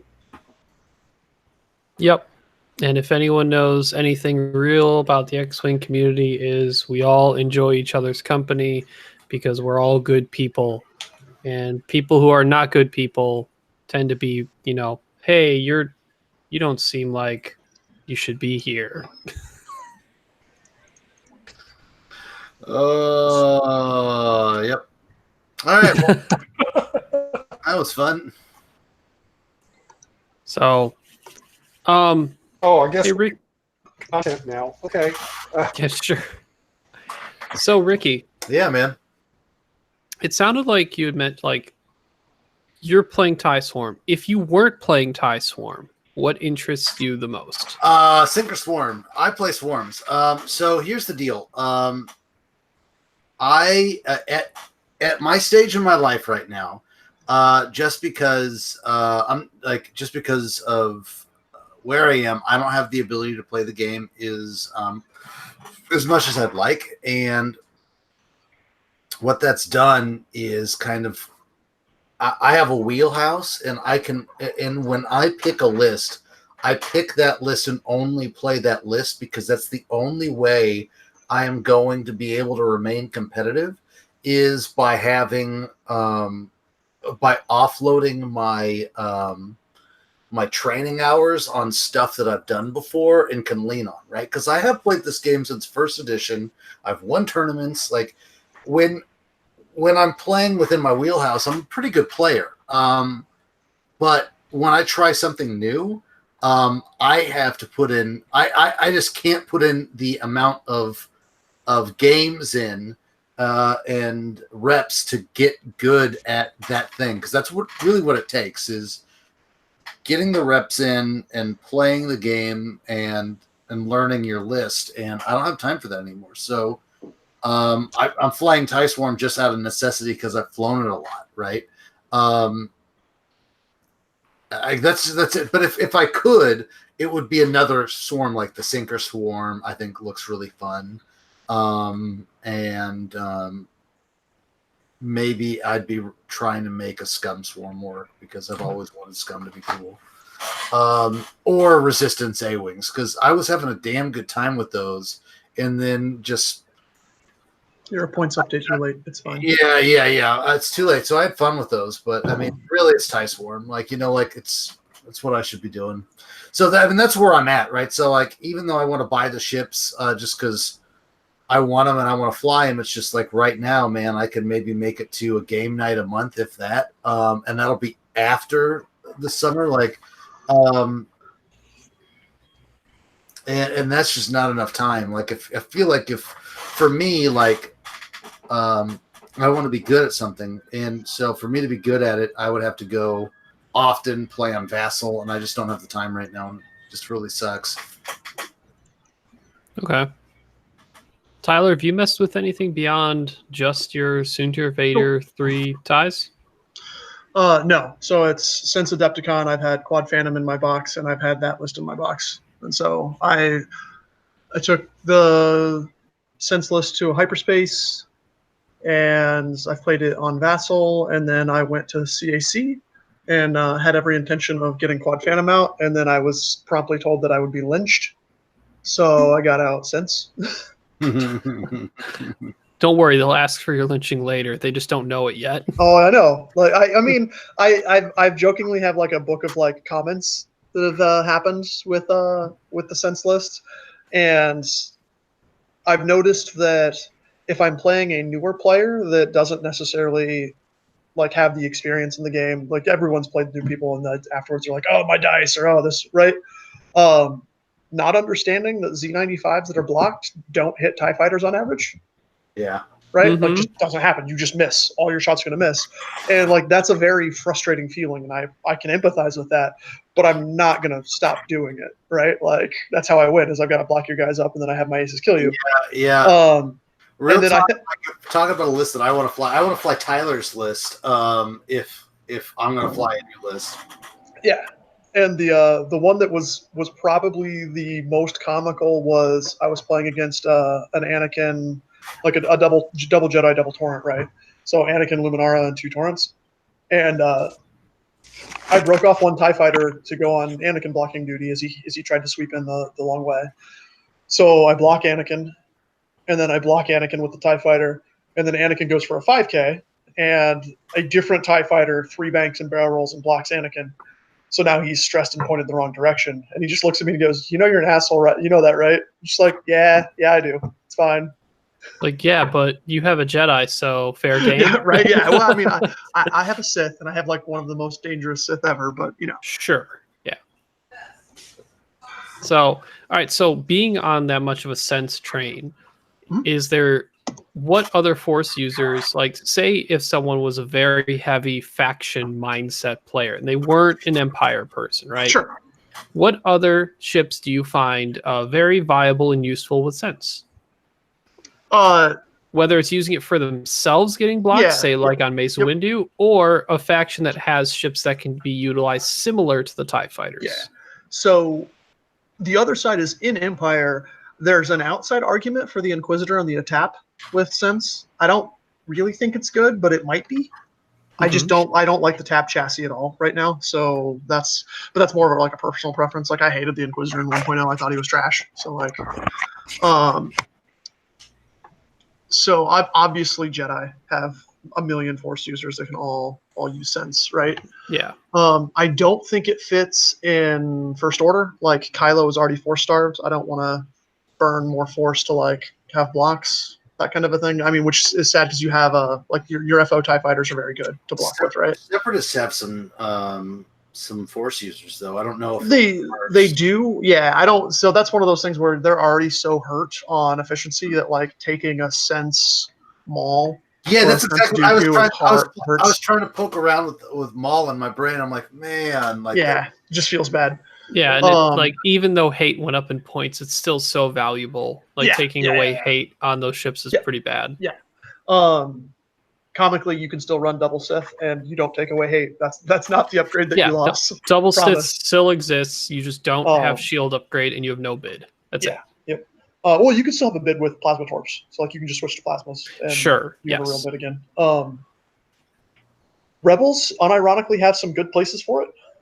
Yeah, Luke like gets his own Force back defensively. Right? Like, Luke is fine. You can actually put it on the attack shuttle and extend it, with what's his name, Ezra, right? Oh yeah, Like, or even actually, the Ezra TIE Fighter, right? Yeah, both of those are actually like not bad spaces for it either. And Rebels do it in a different way. So whereas Empire, I'm blocking you and taking your actions away, Rebels have so much access to cheap coordinate that you can actually use it as a pseudo supernatural reflexes for your other ships. So like you can like have Wedge that's unblockable and can always get in good positions for shots. Like, yeah. So then you got ships like Sabine in the attack shuttle. Yep. So that opens up some interesting places. I don't know if they're good or not. You know what I mean? Like I think it's worth exploring. It's just that's not a place I want to explore with it. And then you also have in Scum, what's the Shadowcaster? Oh, Asajj. Asajj might be corner case. And that went down. Asajj did, didn't she? Yeah, and so did go down. Yeah. So the big trick still okay. Yeah. No, it's good. Chassis still too expensive or not? It's questionable. Yeah. So the big thing I would say with the Asajj senseless style is that you would be very loath to use it at range 2 and 3. Like it's very much for you get her in, and then she's sensing whoever she's close to, and then tractor beaming and stressing and all that kind of stuff. Yep. Yeah, it's mainly just you're a big base, get into range 1, use it there. Yeah. Yep. Yeah, it's very okay because I know Vader's really expensive, but the reason like the whole sense thing works is the cheapness of those 3 TIE Fighter blockers. Yeah, correct. Yep. Like you need to be able to have that blockers and another thing, right? Or your sense carrier has to be as good as 2 ships to like carry, which it's hard to do. Like I can't see Asajj doing that. Yeah, or the blockers take up enough space where you could see Republic using the ARC 170s as blockers because they have access to barrel roll on medium base. Although I'm now building this list, you bastard, to see if I can get that to work. People have thought about putting Sense on Rey in Resistance. I'm not really sure what that gains him, though, besides just knowing if you should boost or turn a arc or not, but she doesn't turn her arc anyway. God, this is a lot of points. Yeah, there might be something with Rebels because a really cheap, in something that I noticed through most of extended events before the points update, is the most successful 5-ship Rebel lists all included Arvel with Intimidation, which granted, cool trick, but utilizing things that allow him to do it, like Sense, Aaron Kraken, which is an interest. Like there was just a weird combination of things that some people put together in these 5-ship Rebels that had utilized Aaron Kraken more effectively, or not Arvel more effectively, whether it is Aaron Kraken or stuff like Sense, that can get easier blocks for them too. So, but yeah, I think right now, because of how Sense is utilized in most other lists, it's still, I think, in a more well-rounded list than what you're using, Tyler, because you have the I6s to hunt any of the I5s, and you have 2 of them. If any of the I5s have access to Sense, they either have to block for themselves on the I6s or have stuff low initiative to do it, but you have the lowest initiative and more of it, and you still have the highest initiative and more of it than the other lists can do anyway. I'm going to post the bad version of this in the YouTube channel chat. I've got Asajj with Sense, Shadowcaster, Fenn Rau, and 2 Mining Guild ties for 198 with 2 points to spend. I don't think that's what I have. I don't know if that's really singing to me. I think I would drop the Mining Guild ties and I would bring a Coordinate Caddy. Yes. So that turns Fenn Rau into having like supernatural reflexes kind of a deal. Yeah. You could do that feels better to me. You could do L337, a Mining Guild tie, Finn, and Asajj. No, I'm saying keep Fenn. I'm sorry. What was it? Sense Asajj, Fenn Rau. And he had 2 Mining Guild ties. Yeah, so I'm saying drop both mining guild ties, use those points to get Lando, and then probably tack officer on Lando because you don't want to sell him out. And then like upgrades on more on Asajj and Fen, like make it kind of a 3-list fighter. I don't, and Yeah, that's probably worse than Boba Fett Boba Fett. craft. You know what I mean, right? But like it's a different style. Like your Fen Rao's a lot more versatile and survivable that way. Mm-hmm. Yeah, I mean, naturally put lots Razi on Asajj. Seems all right. But yeah, so just exploring sense in other lists. But I think the top two right now is Empire and Republic. Mm-hmm. Yeah, I mean, yeah. And like it's not even Empire, it's Vader. Like I don't think the Inquisitors with it is a real list, but I mean someone could come up with something cheeky because it's not expensive. It's like a 40-point ship. Mm-hmm. Like an Inquisitor tap with sense is not expensive. Yeah, 40 points. And it's got barrel roll and boost into focus, like Link, with your one turns, your one banks. So it's very good at continually blocking someone over and over again, and then still being able to like shoot other people. So, and I guess the one thing that these, as the points go down on them, you start to consider them. But like you said, you're not a big fan of the tap chassis as it is right now. But this is the one thing that these ships have access to that most other Force users don't is evade and irregular evade. Not that people need to get off the why would you ever use purple evade? Like 2 agility, it's worth it. Like please. So that is something that they have access to with 3 agility that they can take care of modding their defensive blanks. Oh yeah. So like, and that's the other side too, right? Is like, if I know I have the block with like a range 1 sense, so I still have my force up, like, man, trying to kill a tap that has an evade token and a calculate token effectively is hard, right? Like that takes multiple shots. Like they just don't die. Mm-hmm. The issue is that the damage they do to you is negligible. Correct. They don't. You can just kind of ignore it. Yep. So that's the struggle with it being at 40 points. It's like, what can you bring in that other 160 that you really can't ignore, right? Like that's what do you do TIE fighter wise? Oh, I mean, sure. Okay, so that slots in for Iden. Now, granted, I don't think you should ever drop Iden for a Sense Inquisitor, but you could bring that Inquisitor in a normal TIE Swarm. Yeah, except that Iden, in the rest of the TIEs could, but Iden can't work on anything. No, I'm saying in place of Iden. Oh, in place. Oh. Yeah, because she's 40 points as well. Right. I'm not saying it's good. I'm not saying it's good. I'm saying you can do it. There's a difference. Mm-hmm. Cheaper TIE fighters win. Give me a. So it's like, yeah, you can still get to 6. So I can have a sense tap, Howl Runner, Iden, and like some kind of beef in there. What else can I get? I can get Wampa. I don't want Wampa without what's Swarm Tactics. Yeah, I mean maybe. So I've got three. You can't swarm, right? And I think that's actually one of the main powers of the TIE Swarm is they bring 2 swarm tactics, making everyone shoot I4 and above, which I was kind of surprised they didn't adjust the points for swarm tactics when they applied scaling to them, but they didn't do it in a manner that would only allow them to bring 1, which I still think is really good because you can just do it to Wampa anyway. But I guess I don't know how much it would hurt a TIE Swarm if swarm tactics wasn't available at all.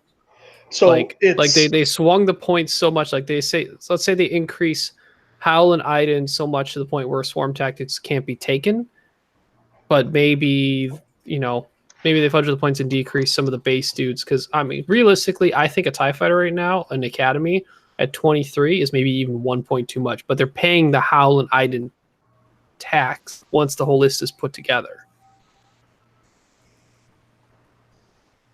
Yeah, no, for sure. So interestingly, the original reason the double swarm tactics was in the TIE Swarm, like that's the reason that myself and a lot of other people settled on that TIE Swarm was because it auto won the mirror matchup when you didn't bring that. Mm-hmm. right? I could kill your Hell Runner at I4 before your I1s, I2s, and I3s got to shoot with Hell Runner. And that would swing the fight in my favor almost 100% of the time, right?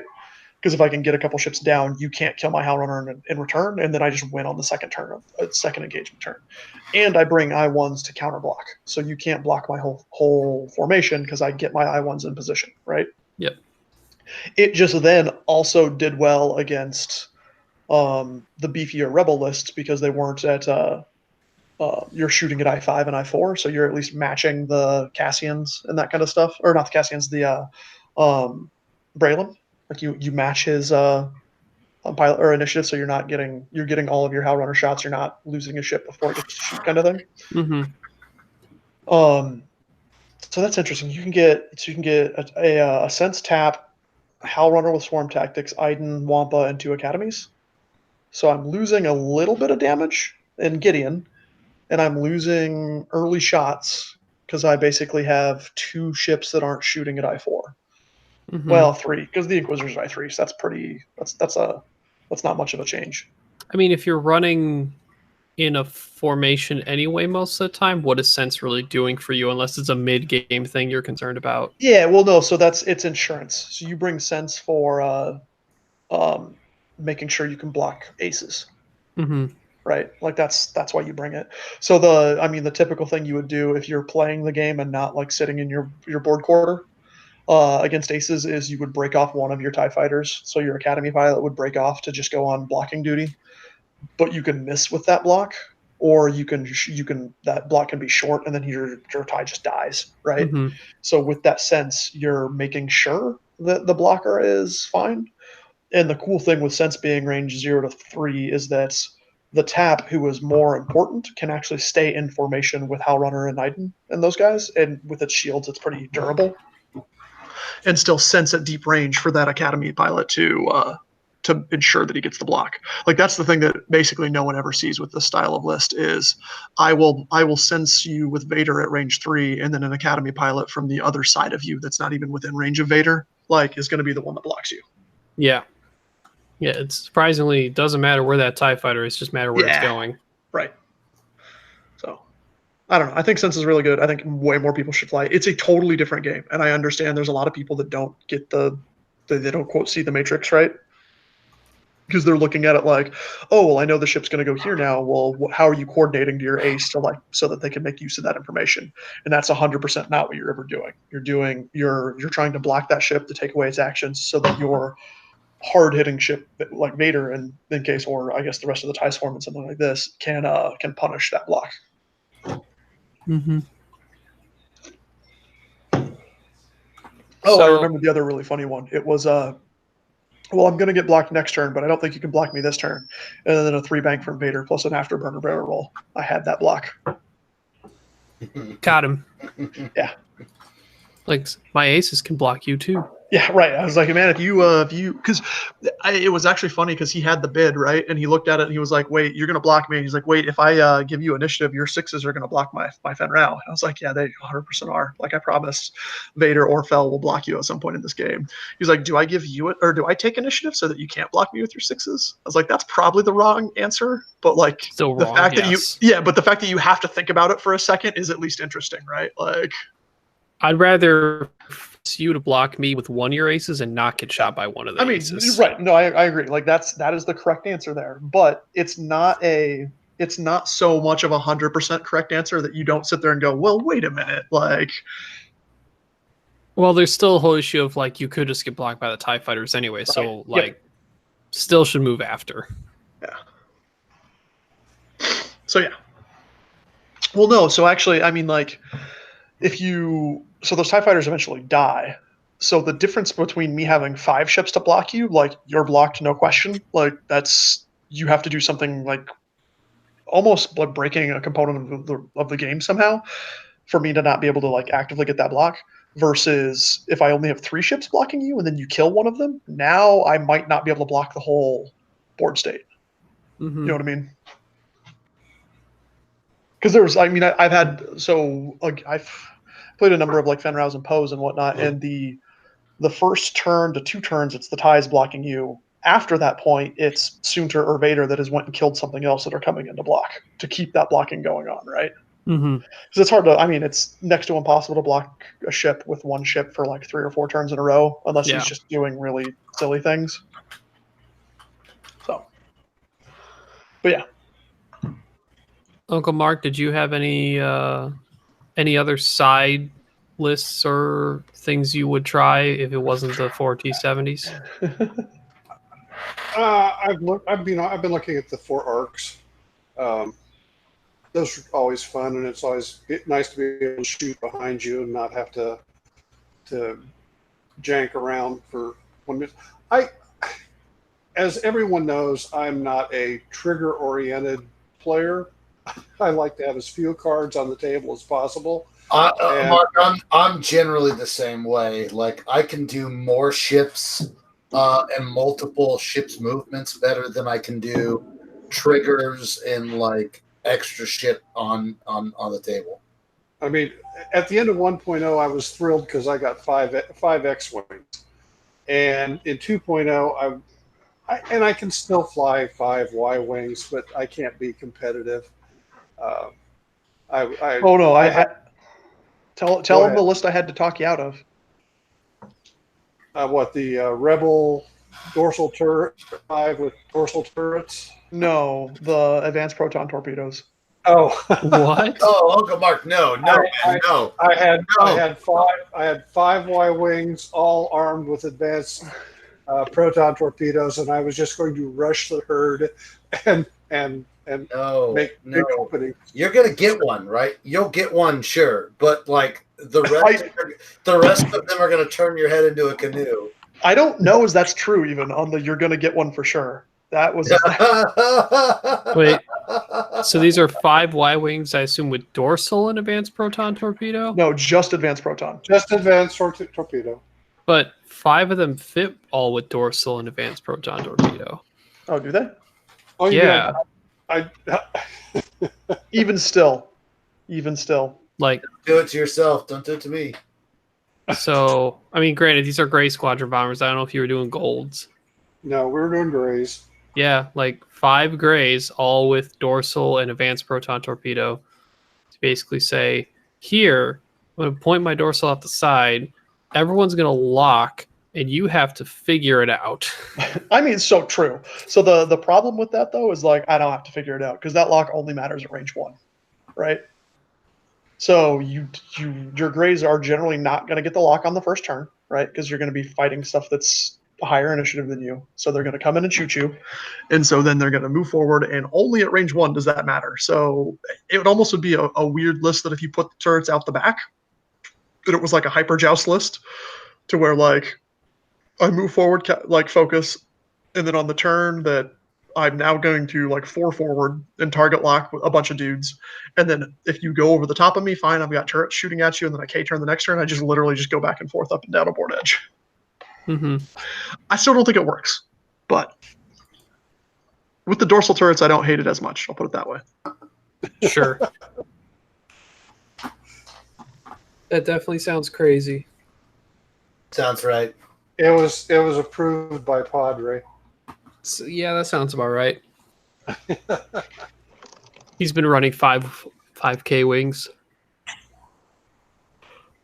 He's also crazy. Tyler, did you see the crazy first order list that won Arizona? No. I mean, maybe. What was it?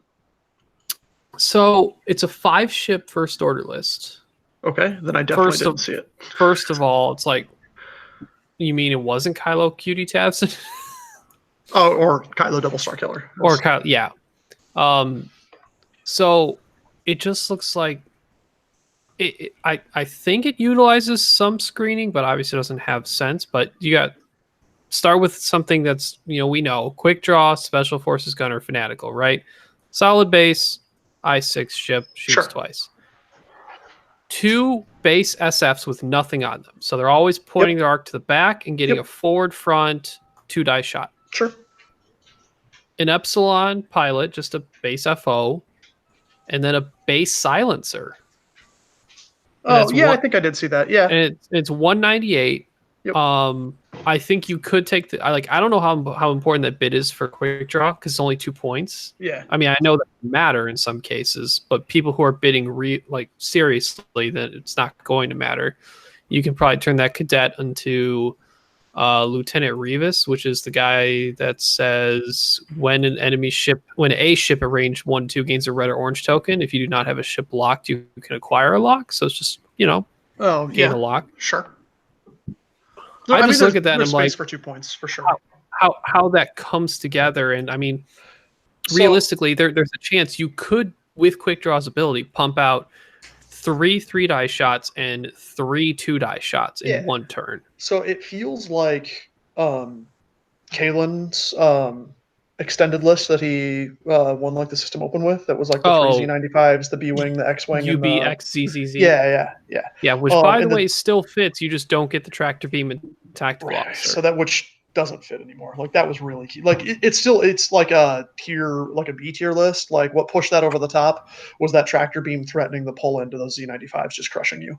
Sure. That was and so I played a number of people flying that list or flying a very similar version, and them not understanding how the tractor beam worked or just completely taking the tractor beam out for a different style ship just made it a trivial fight. Mm-hmm. So that silencer, like the silencer, is just a good chassis. Like, man, it's a really good chassis. So just putting that on a flank and then having the other 4 ships in a kind of just a brick that's going to go in and brawl seems pretty okay. Mm-hmm. Because man, the SF is a great chassis. Like it's so close to being over the top. Yeah, I think it's secretly one of the most effective chassis in the game right now. Both if you use the gunner or not. Like correct. Well, one more point than an X-wing, and you have like a lot of flexibility when you have a way the gunner. Better X-wing. Yeah. And then when you don't have it, it's also just 32 points and now cheaper than what the A-wing used to be, and still has doesn't ever have to choose its arc, but it doesn't have boost. So a 40-point Zeta with homing missile and passive sensors is really good. I've seen people try and run 5 of those. Like 5 of those, that's a very scary list. Like that's a lot of arcs that you have to dodge. I think 5 is when you start getting real with homing missiles. Yeah, 100%. I think anything less, it's like, well, how many ships are you really killing with this? Yeah, correct. Yep. But the big deal with SFs is because it says you may perform a target lock action when you passive sensor. You can link to rotate to the rear in turn. Mm-hmm. Yeah. So seeing that list is really interesting because like I understand the silencer as the flanker. You got a couple brawlers. You got an FO in there just to add some extra end firepower. And quick draws there too, because that's where I'm thinking like a screen is helpful in this type of list. But I haven't seen it flown, but apparently it was streamed. But it seems like those 2 other SFs and or the FO can help screen quick draw, so quick draw doesn't get surrounded by multiple ships too easily. Sure. Yeah. While the silencer just goes and flanks. It just seemed like a really interesting list, and like one of the things people weren't exploring with FO was how effective can their generics be? Yeah, no, absolutely. Yeah, like like I said. So if we see a real missile come out, like I'm not saying harpoon missile level of good, but like plasma torpedo level of good. Like if I could put plasma torpedoes on an SF, that's really real. Hey, barrage like house. You can't put barrage rockets on them. Yeah, but barrage rockets are good. Sure. I mean, well, but are they? They're just turning your ship into a 3-die gun. That's all they're doing. That's good. I mean, it's not bad, but like, I mean, what's a barrage? I mean, so barrage rocket's 8 points. For 2 more points, I'm going to take the gunner. You know what I mean? Like, yeah, it depends on the trade-off, right? Because you get like you're telling yourself, I want the range 3 engagement because I get the bonus dice. They don't. I get 3 dice. But the difference is once range 1 happens, you're just back to what you were. Yep. So then you're trading off like I need this engagement, and if someone jumps me to range 1, this now becomes not as effective. Yeah. And like you said, you pay a few more. Like theoretically, if SFs could take barrage rockets, you could just have SF gunner for a few more points and actually get the range 1 4-dice shot. Yep. So like one of the archetypes that I wish was a thing and viable would be just because it would I don't know, I think it feels fun, is like if you actually had a decent list that was using null with the tech that lets you like shoot targeting synchronizer with the Yeah, missile FFs. Like I mean you can kind of do it, but like with conch missile you're getting like what, 4 of them. Yeah, Mhm. 4 of them with null, and the conch missile just isn't that good, you know? Like, yeah, it's not that much better. Like if you're going you're either investing in passive sensors or you're investing in a high ace ship like Null, cheap, taking targeting synchronizer, yep. and like passive sensors is still just cheaper overall. Sure, yeah. And I mean, I have seen people mess around with Hux a little bit. The difference there is that your SFs are going to focus, so they're way more survivable than the passive sensor version. Mm-hmm. But yeah, no, I agree. Like, I don't think it's actually good. That's just a style of list that I wish was interesting and wish could be played. Sure.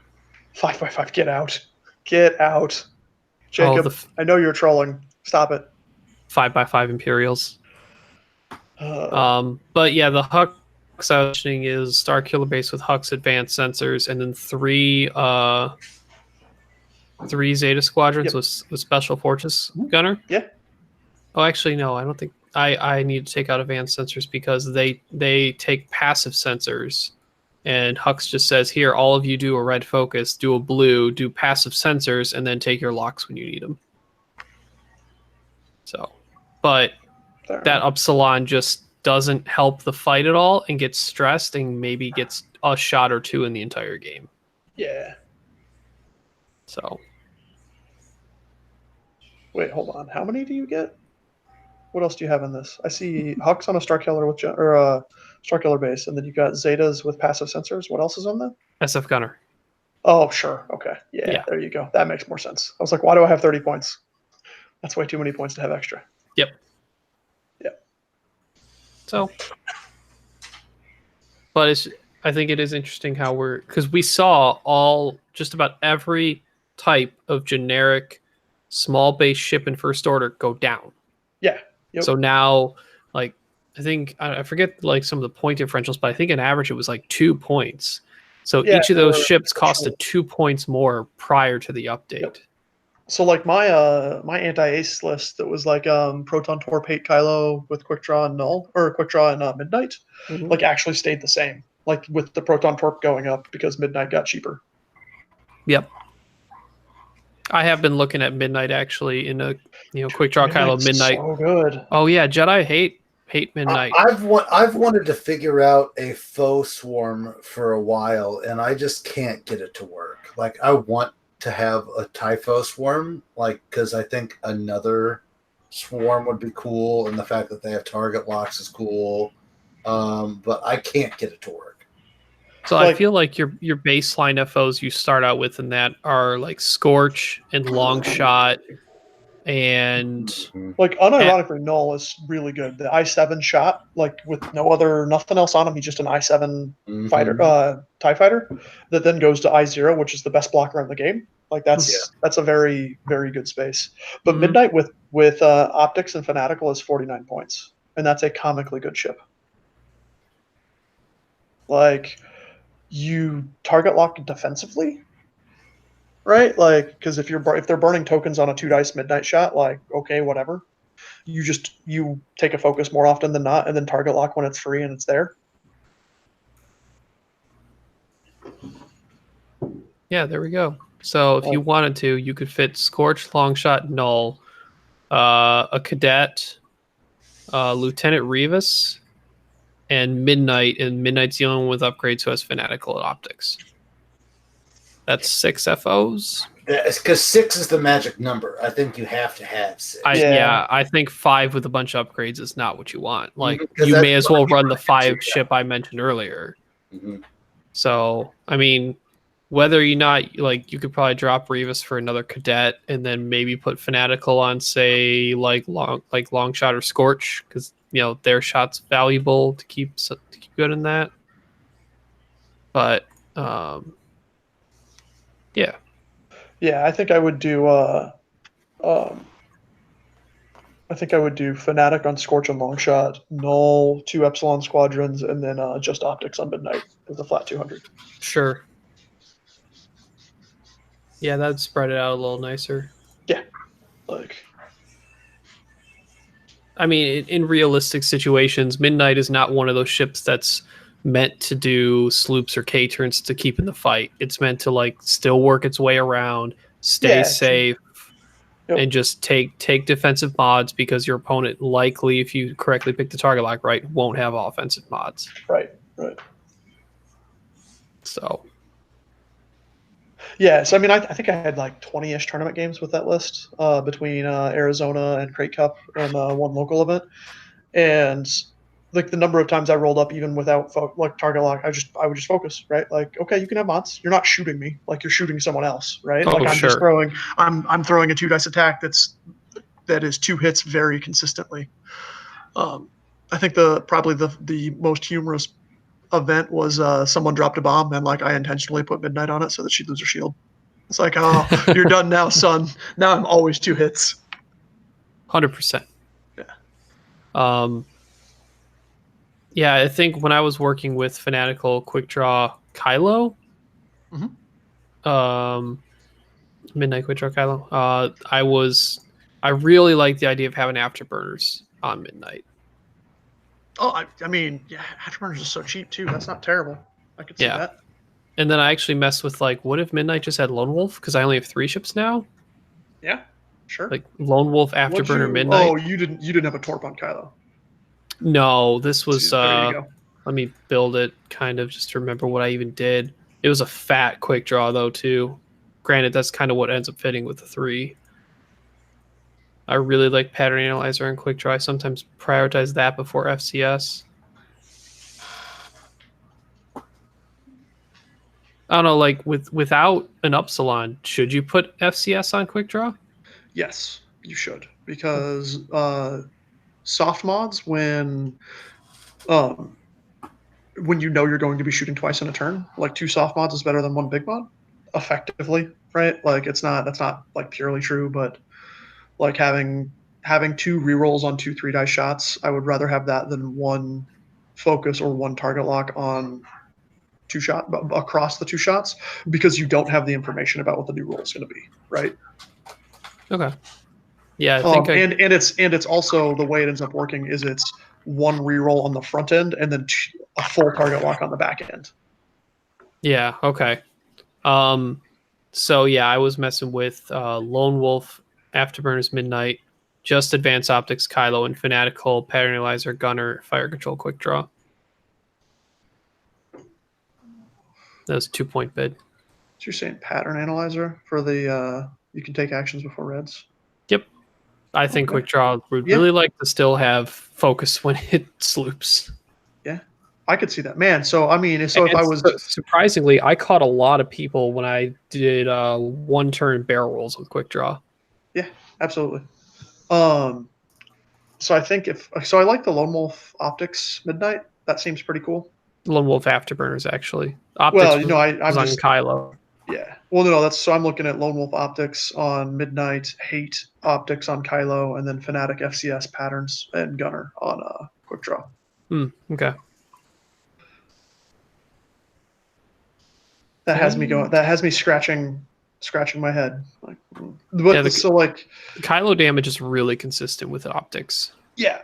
So my big thing, the way the list that I was running worked, is the fact that if you shot Kylo, you took a proton torp that was going to panic you in return. Mm-hmm.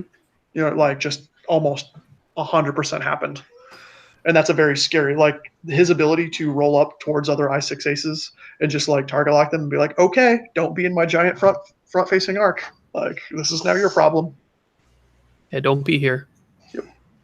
And it's a great way to like play the game because I don't have to care, right? Like, no, I'm just going to do a 2-bank, and then I'm just here's this giant cone that you don't want to be in. I'll busy myself shooting all your other stuff, but interesting. Mm-hmm. Ricky, you got anything to? I'm farting around with Typholis right now. What you got? What you got? I'm dropping a cadet and I think it was Revis, and I'm trying to make quick draw work with the 4 ties: Midnight, Scorch, Longshot, and Knoll. Yeah, maybe. So not really. You wanna do my favorite side topic of Tyler and I and whoever the fuck else talks about RPGs for too long? Sure. I got an RPG I played for a few years. I'm not sure if I mean I assume you've heard of, but not many people know of it. Oh, I'm ready. Now I'm intrigued. Yeah, it's called Earth Dawn. I've heard of, not played. So we were introduced to it by a guy who owned Pandemonium, which was the place that did Michigan Regional last year. Mm-hmm. Cool owner. He has like a basement in the place that he just invited myself and a couple of my friends to play. It's a really interesting system, and the whole like, have you ever heard of Shadowrun? That system? Yes. Did FASA put that out?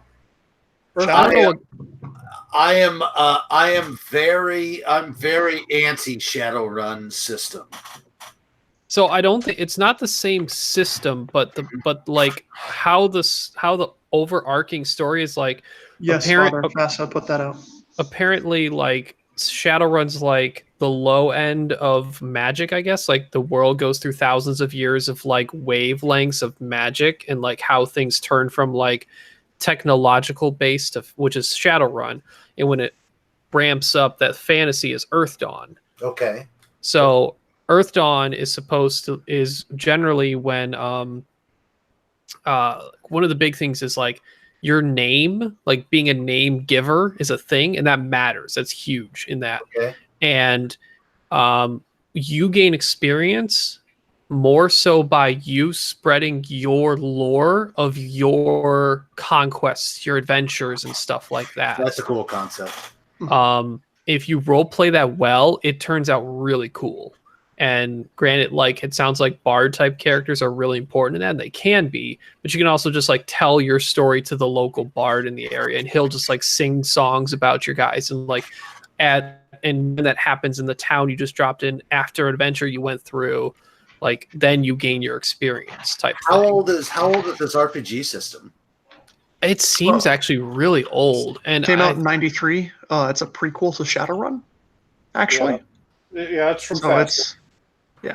Yeah, and it looks like FASA still holds it and has been releasing. Third edition was in 2009. Fourth edition. I'm just looking at Wikipedia. I know the guys stuck with the main core book because, like, as things got added on, it like got pretty power creeped-ish. Right. Shocking.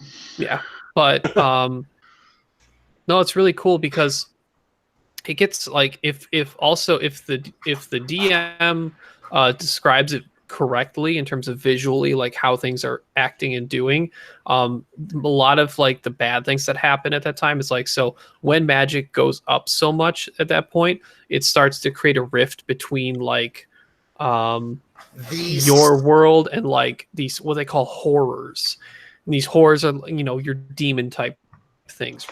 But like the way they describe some of the things that happen to you, like their magical type moves, is like terrifying.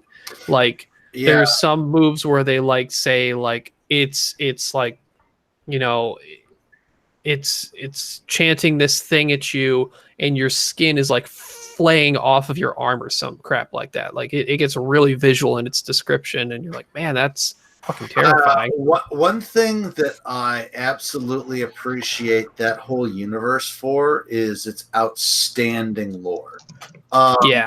Like, so that's my biggest problem with Shadowrun is not the setting. I think the setting is incredibly cool, but I don't like the Shadowrun system. I think it just has too many skills. Too many skills arguments. Yeah, I just think there's too many skills, and that's not the way I want to get noodly in my RPGs. Like, but the lore of Shadowrun is awesome, and that Earth Dawn sounds like it's on that spectrum of like the lore is the same, right? Like where like I guess like those rifts are open or not open, and like those ley lines like are bigger in Earth Dawn, and they're lower in Shadowrun, are just like coming back. But yeah, so that's the whole thing with Shadowrun, is the fact that the ley lines came back at a certain point, and so then that's when magic resurged. Yeah, and that's when, like, apparently, as it's said, like, people, like, it's generally mostly human type characters in Shadowrun, or like cybernetic stuff that they do.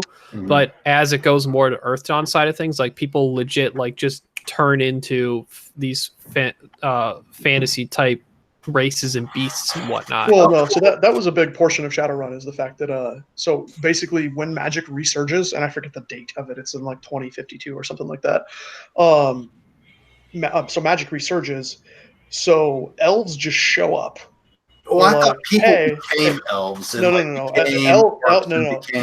So they became orcs and trolls, and that was through a process called goblinization, which was which is like when you go, like, you're a human like kid, and then you go through puberty and you just like turn into a troll, or you turn into an orc, and so it's a very like second class citizen style thing. Elves like just kind of show up, and they're like, hey, we're better than everyone, and we're going to go make our own place in, like, I think Seattle. I think they just like take over Seattle or something like that. They have their own country. I forget where dwarves come from. Like, I don't remember if they were like a natural progression of humans or not. I thought they were another race that like became like that, like you turn into. Well, so I don't think they were. So it's orcs and trolls are the only race that like humans will like a human family can have a kid and they can become an orc, right? Like that's just something that can happen. Versus like dwarves and elves are like their own specific like species, I guess, if you will. Although I forget like if they actually, because it was like with the additions of Shadowrun moving, like we've moved long enough that because it's been out since the 80s, right? Like, I mean, we've had 20 or 40 years of Shadowrun at this point. Original Shadowrun mentioned stuff happening like now. Yeah. I don't know if it's now. I think it's still a little later, but it might be close. I think some of the stuff is like mentioned in Shadowrun prehistory is before. I wouldn't be shocked for that. Yeah. So it's like 82. Man, 89. 89 was Shadowrun first edition. 2050 is first edition. Like, and they're currently in 2081 in 6th edition, which is coming out this year. So one of the humorous things that I love is seeing sci-fi, like either movies or RPGs or all that kind of stuff, and you see the sci-fi writers create future tech, and then we advance 40 years into the future, and then we see like what they got right and what they got wrong, right? So like if you look, so like a heavy prevalence in Shadowrun is like cyber augmentation of people, right? So it's like, oh, either through an accident or I just wanted one because I think it's cool. I'm going to cut my arm off and put a cyber arm on, right? And have like cool 6th edition releases at Gencon. Man, I'll have to go pick up a copy of that. Ugh, I don't want to have to get in that line. Tyler, you are the only person. You are the one person on this earth who I will play Shadowrun with. Yeah. Oh, dude, I have the. You're the only one. I have the Netrunner RPG that we're running. Hey! You ready? Genesis takes nothing. Yeah. I'm in if you tell me Genesis game, but some of the cool stuff that like if you look at it right is that so cyber eyes, so you could replace your eyes with robotic eyes that are cameras that are better than normal eyes, right? But in the 80s we had no concept of digital photography, right? So like in 1st and 2nd edition, when you have cyber eyes, like you can install a 35 millimeter camera, like, and have like a film canister like port in your head so that your eyes can take pictures, right? And you had like physical hard drives for augmented memory and the like, and that kind of stuff. So it's interesting to see just like, oh man, we totally missed that. We had no idea how fast that was going to advance or what we were going to get to. Like my favorite in the movie space is Minority Report, the Tom Cruise movie about like future crime. So like they do so much that's really, really spot on, right? Like the facial recognition softwares that they have and that kind of stuff all like tracks. But one of the one thing that they didn't predict was. Yeah, that's true. I don't know. Are you reading chat, Ricky? No.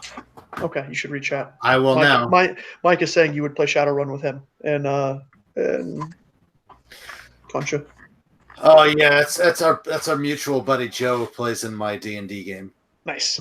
But the one thing they miss in Minority Report is wireless technology and like wireless data transfer.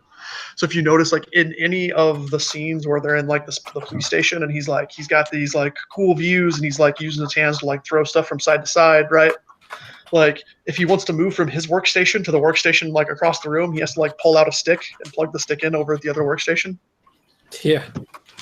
So I find that very interesting in the way tech has advanced and what we saw coming and what we just totally miss. Like we're like, oh man, we had no idea that was going to be a thing. Mm-hmm. So Ryan, you're playing that RPG right now? No, I had played it when I lived over in my other apartment closer to that store at the time. But I played it for like a year and a half, 2 years. That's cool, man. That's real cool. I mean, the longest run I ever did was that's a deep cut too. That's a deep cut of an RPG.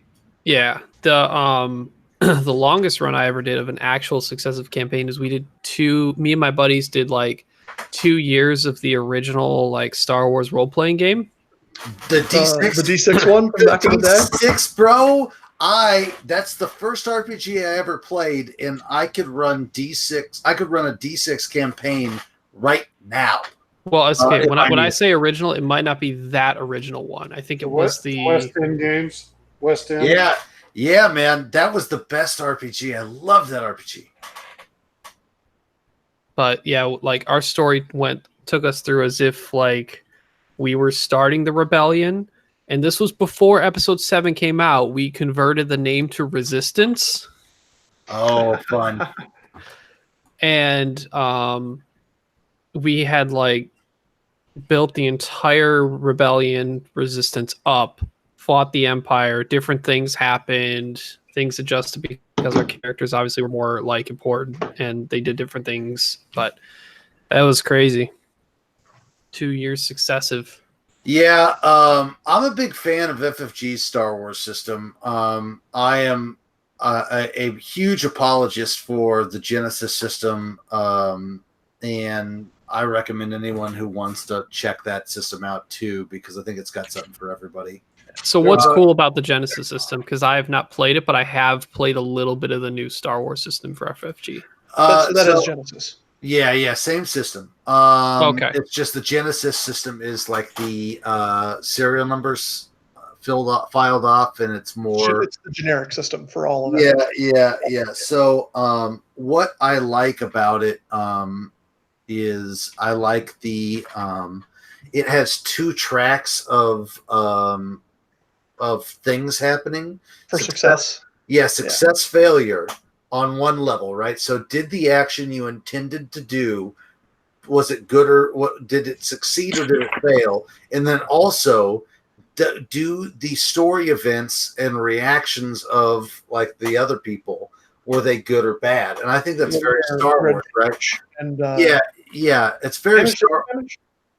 Yeah, advantage, disadvantage, right? So that's very Star Wars. Like when you think of Han Solo, intimidating a bunch of stormtroopers, right? And he succeeds at that, but he fails because he gets. But a bad thing happens in that he does it into a group of more stormtroopers, right?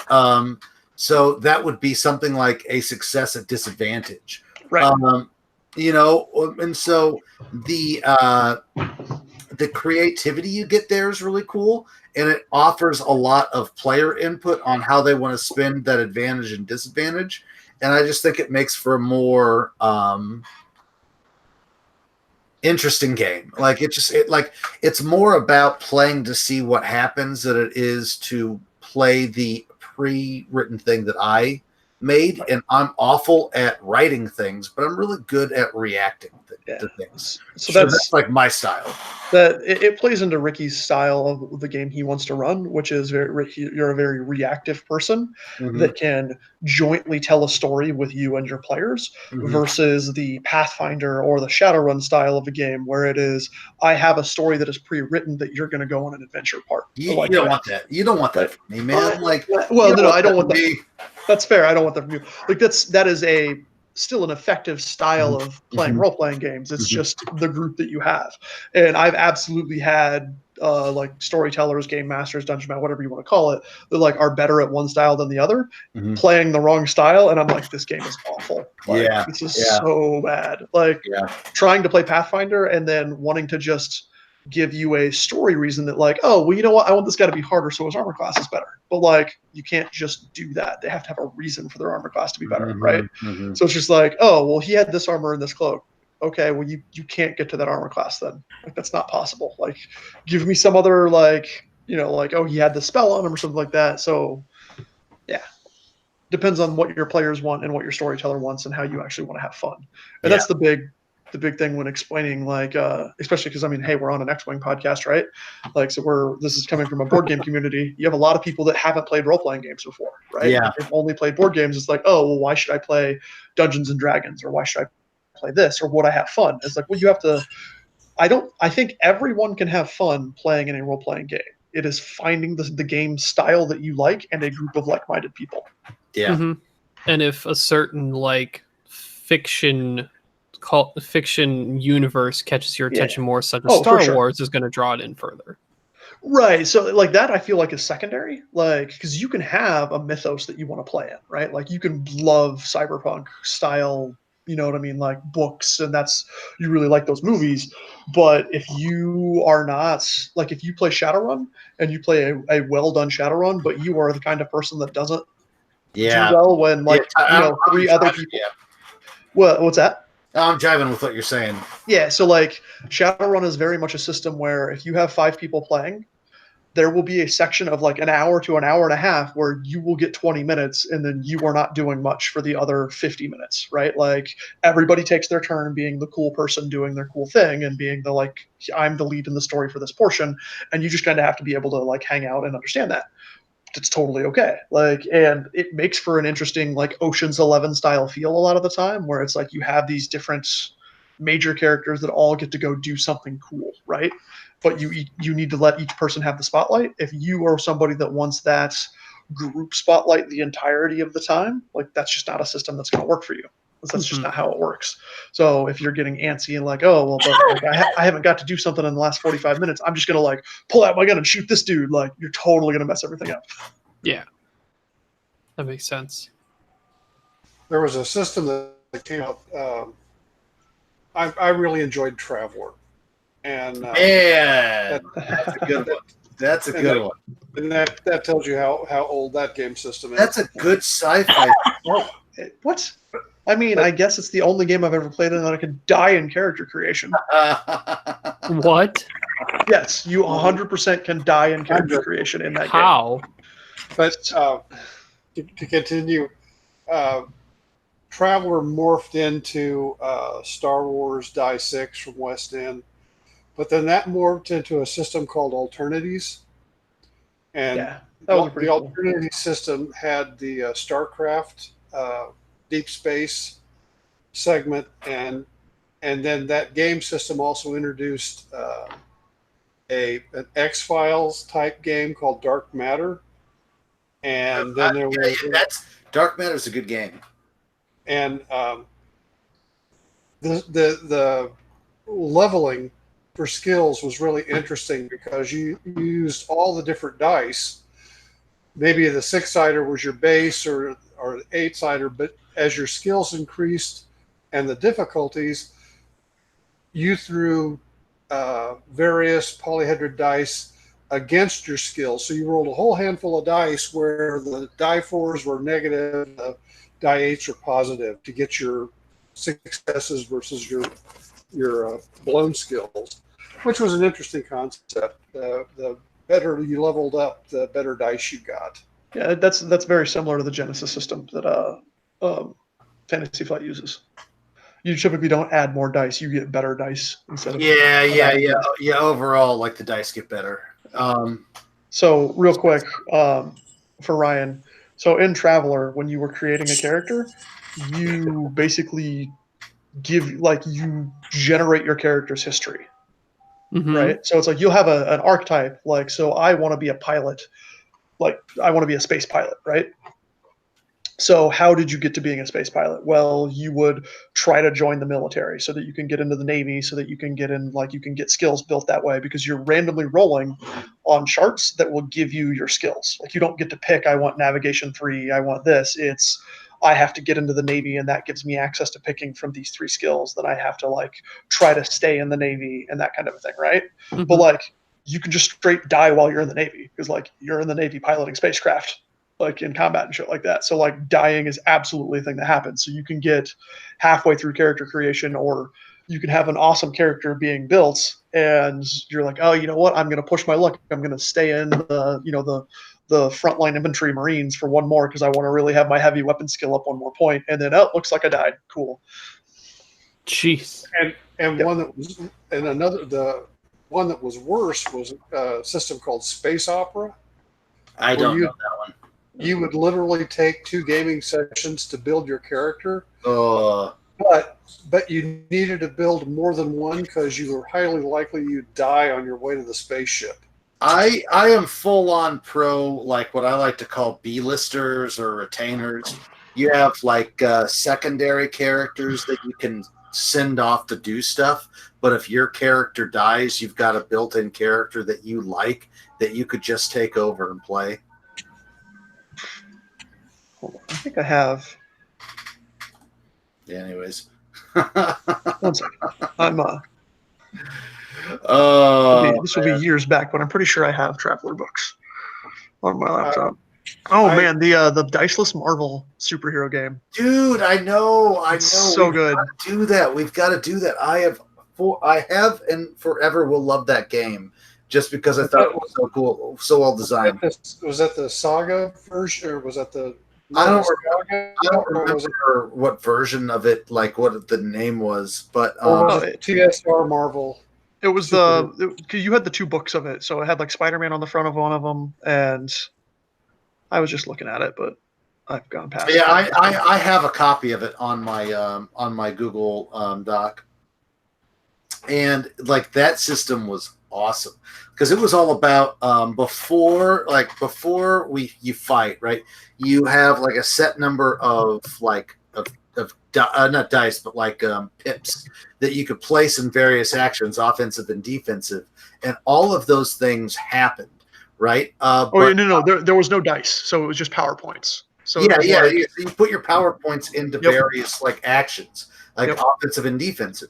And then and everyone's hiding their what they're putting there, and then you all reveal, and you sort of narratively figure out what happens. And there's rules for all of it, but it didn't require dice, and that was cool. And then there were like people like Spider-Man who had like good reflexes and had spider sense or whatnot. So like he would be able to move his pips around after seeing everybody else's. And it was a really cool system, and I was always very pro it. Even though it didn't require dice, it was fun. Yeah, no, I liked the fact that it didn't require dice. Like that was a cool feature for me. Mm-hmm. What did that have a version called Marvel Civil War? Who knows? Maybe.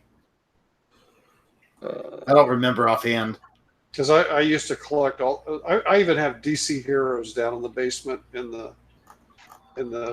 cabinet, which was a role playing game. Marvel Universe RPG. Yeah, that sounds right. Yep. Man, Spider-Man on the cover, and then there was a supplement book that had brought your X-Men in. Yeah, there was. I remember I had all the books of them at some point and was really into the community of that. I don't remember why we stopped playing, like for whatever, for the reason you always stop. But I really liked that system. Tyler and I threatened to run that a couple of times. Yep. And if you wanted to throw dice, there was always champions. Yeah. You better D&D. 78 God, died, and your 30-second fight takes 5 hours. Right. Yeah. That's D&D in general, though. Yeah. Right. I've had less than 1 minute that I've spent 4 hours conducting what happens in that less than 1 minute. Got my so Ricky, I was telling you last cast we were on and whatnot. My Pathfinder game that we're playing in is going through the mythic tiers as well. That's so cool. Like we're literally turning into like demigods. Like it's straight nonsense, right? So last night was the first night where, like, the first part was, and I'm a magus, which is like a fighter wizard combo class kind of thing. So there's a guy that was like, so I get in there late because we switched to Tuesdays, and I have beach volleyball on Tuesdays. So it was like I can't be there till 8. Well, they start at 7, right? Okay. So I get in, and there's a dude that's like trying to like take a header into lava because he's possessed. We're trying to stop him, right? And so like someone's trying to use diplomacy, and I was like, guys, this is dumb. They're like, what? I was like, well, I'm here. Hold on, I'll save the day. So I was like, okay, I'm gonna quick cast fly. Now because I'm a mythic demigod, I get like extra move actions. So I'm gonna fly like 160 feet across from where I am, and I'm gonna immediately grapple him and like stop him from jumping into lava. I was like, wait, you can do that? Yes, you all should be able to do something similar to this at this point, but yes, I can do that. So the next encounter, like we had to fight some stuff or whatnot, and the next encounter is like we're some desecrated temple or something like that. And there's a bunch of grunts out front, which turned out to be anti-paladins, which I didn't know. I thought they were just like normal dudes. And they're like, well, they don't seem to come out and engage you, so you're gonna have to go engage them. And I was like, wait, I get like a minute to sit here and self-buff? They're like, yes. Okay, cool. So no one else really does anything. So I take my minute casting all. Yeah. I was like, so now I'm large. You mean I win the fight, right? I had like a 30 strength or something like that, and I just kept one-shotting stuff. And they're like, wait, you have how much to your plus damage? And I was like, oh yeah, it's like 2d8 plus 48. And they're like, wait, plus 48? I was like, yeah, no, like my one swing that I swing 4 times a turn is doing more than your whole round. Yeah, no, it's cool. And they're like, wow, how do you hit so hard? It's like, because you gave me a minute to self-buff. Like they just stood there and watched me. Mm-hmm. It kind of reminds me when you mentioned like when you get to the mythic level, when my buddies had mentioned that he was part of a group that basically they went through and did a whole campaign line, got all their characters, and they were all good characters up to like max or whatever. Mm-hmm. And they didn't know what to do from there. So then they played another campaign, but this time they like played more on the evil side, I guess, or chaotic, and just like played that out. And then like the DM who did both sides at the end of it was like, all right, there's going to be this final apocalyptic like boss thing that each of you will play both of your characters to try and like come together and beat this thing.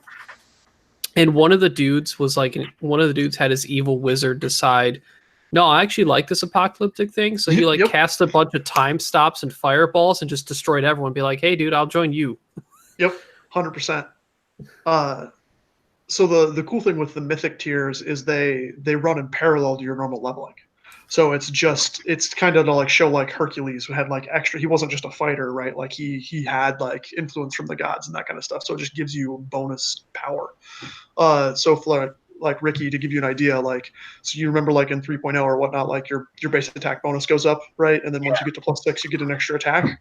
Mm-hmm. Well, like one of my mythic traits is just my later attacks like don't start at +1. They start at whatever my highest base attack bonus is. That's cool. So like my full base attack bonus is all of my attacks.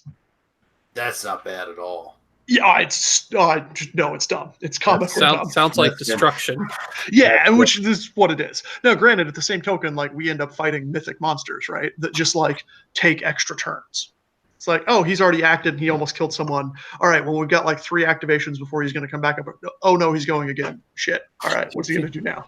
I do stuff like that with my 5e game. I'm just like, okay, well, this is what the stat block says, but I've given my players so much shit that I'm just going to start modding the monsters. Oh, but that's what mythic monsters do. Mm-hmm. And the way you gain mythic tiers is like you have to defeat a mythic monster or have a mythic trial happen. So it's like you've proven to the gods or whoever, or you sucked their energy, whatever you want to role play it out, that like you get to move on to that next mythic tier. Mm-hmm. All right. Yeah. Uncle Mark, you think you want to close this out and we can go into a shit show later, or I don't know what everyone plans to do, but yeah, close out the cast. I'm gonna probably drop and either play video games or go to bed. It's 11:11. Is it 11 o'clock? Yeah. Well, with it being a little after 11 o'clock, guys, shout outs. Anybody have anything? Ricky, have you got anybody you want to shout out? I will shout out us. We're gonna do a idea stolen from some very smart people, where we're going to just podcast and have people on the show and ask us questions, and we're gonna drink. It completely original idea that we came up with a couple of days ago, and we're going to do that on Friday. So if you have any questions that you want to ask the Scum and Villainy people, you can ask us on Facebook, and we'll probably get to it. Probably. Yeah. Air quotes. Yeah. So Gen Con is right around the corner. So if you guys are going to Gen Con, make sure to take some time and, stop by and say hi to all of us, introduce yourself, that kind of stuff. I like meeting people from, chat or that, talk in our Discords or on Facebook and that kind of stuff, like actually in person. It's a lot easier for me once I have a face to recognize. And on the off chance that we have met before, if you come up, tell me your name again, because I will probably forget it. But I won't tell you that. Like, I'm very good at, people just like talking to me and be like, oh yeah, this person's talking to me. I obviously know who they are. I can't remember for the life of me why I know who you are, but cool. Let's have a conversation. And we'll go get a beer or something. Ryan. Man, it's like Tyler knew what I was going to say. Damn it. I'll pick something else. No, I'm going to give a shout out to Nathaniel May, who helped run the Ohio trial I went to this last weekend. Did a really good job. The store Recess Games, like really nice, really solidly spaced store that, probably one of literally the nicest stores I've ever been in the Midwest area. So if you get the chance to ever go and check out Recess Games in Ohio, do that. It's a sweet store. I don't know if you can hear me. I think I froze. Nope. No, you're good. Okay. I really don't have any this week other than thanking Tyler and Cullen Tiberius for joining us tonight. It's a little different way to go. I enjoyed the RPG talk. That's everything with me right now, man. I'm on these. We actually have some. I've been in contact with some other YouTube game reviewers and replayers. Personalities. Coming up after Gen Con. I'm excited to get them on. One of them is in the X-Wing community out east, and the other one had X-Wing, but he only played with his wife, and she didn't like it, so they had to get rid of it. No! So I'll be giving him a great deal of grief. I'm going to get a chance to meet up with him at Gen Con, I think, and we can discuss a few things there. I'm really excited about what we've got coming up in the future. But as the case with OCX, when we end a show, what do we say? We say yub nub, baby. Off to the yub nub. Yub nub. Yub nub. Yub nub. Take us out of here. Ricky, why don't we have a catchphrase? Wait, because we're lazy. Yeah. Thank you, Galactic Holonet, and good hunting. I don't know. I mean, that's close. I'm a big fan of Florida Man plays X-Wing and the dials down, bottoms up. That's good. Interesting. Oh, Carlos from Florida Man is gonna be at Gen Con. That'll be good. It's they seem to drink during podcasts as much as we do, which will be a good time. And they're from Florida.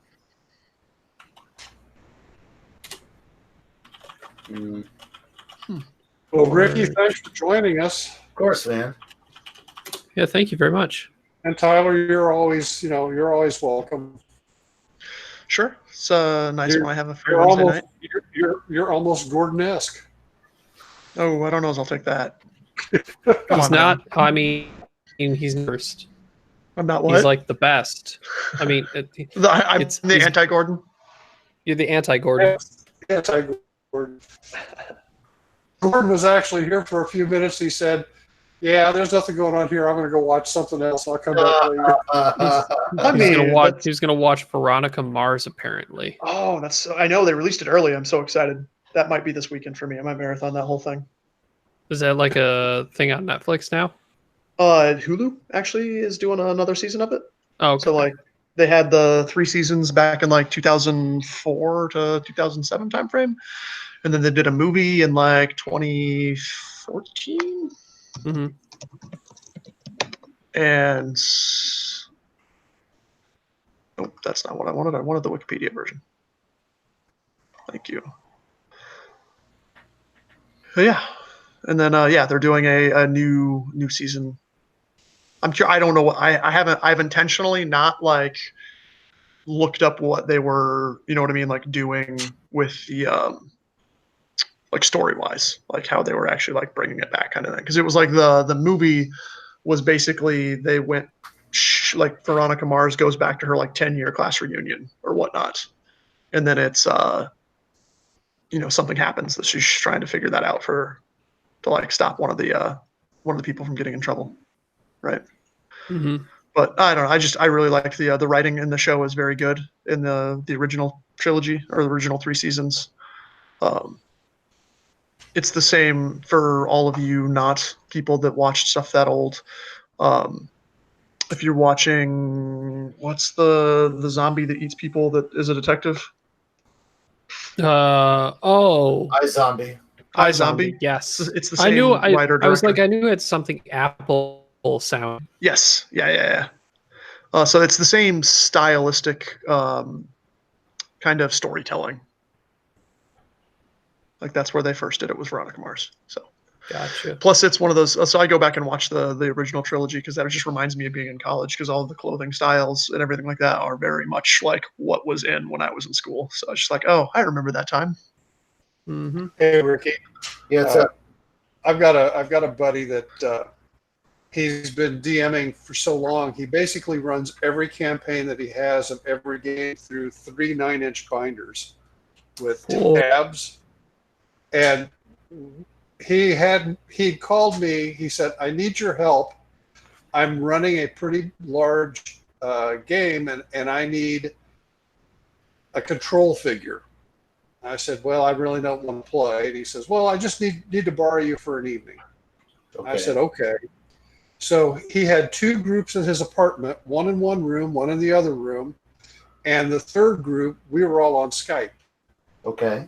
And I'm listening and all groups are headed in for the same reason.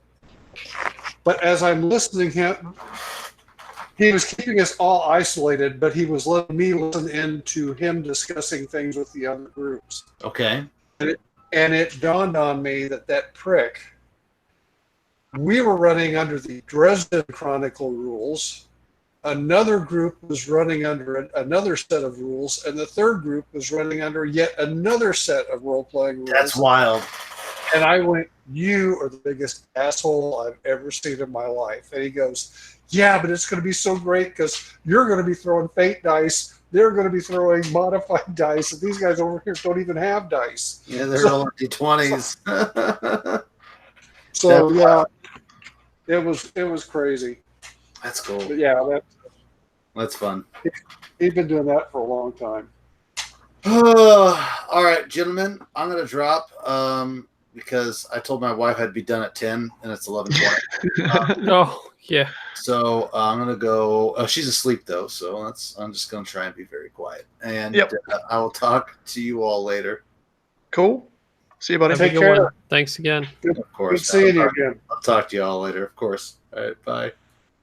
Bye. Nice. Mad Bye. I sadly didn't go. I saw it and I waited for it to come to DVD. to watch the Veronica Mars movie. You know what? Actually, that might not be true. Maybe I did go see it in theaters. I don't recall now. But I also love Kristen Bell and watch literally anything with her in it, and Dax Shepard. They're like two of my favorite actors. And the fact that they are now like in everything each other is in for like awesome cameo roles where they just shit on each other is awesomely hilarious. Like Chips, like the latest reboot of that movie with Dax Shepard. Did you guys see that? I know my dad didn't, but Ryan, did you see that? Definitely worth it. It's surprisingly funny. It was one of those like I didn't think it would be that great, and went in 2017. It's very solid, but it's like Dax Shepard's character, who is Kristen Bell's husband, for anybody who's in the audience that doesn't know, actors and actresses like that. He's like an ex extreme motocross stunt bike guy that's like broken everything in his body like 6 times over, and so he can't do that anymore. So now he just wants to be able to ride for his job, and he has to get a job because his wife leaves him. So he gets a California Highway Patrol job on a motorcycle. Well, his ex-wife in the movie is Kristen Bell, and she's just a total shitbag to him at every chance, and it's amazing.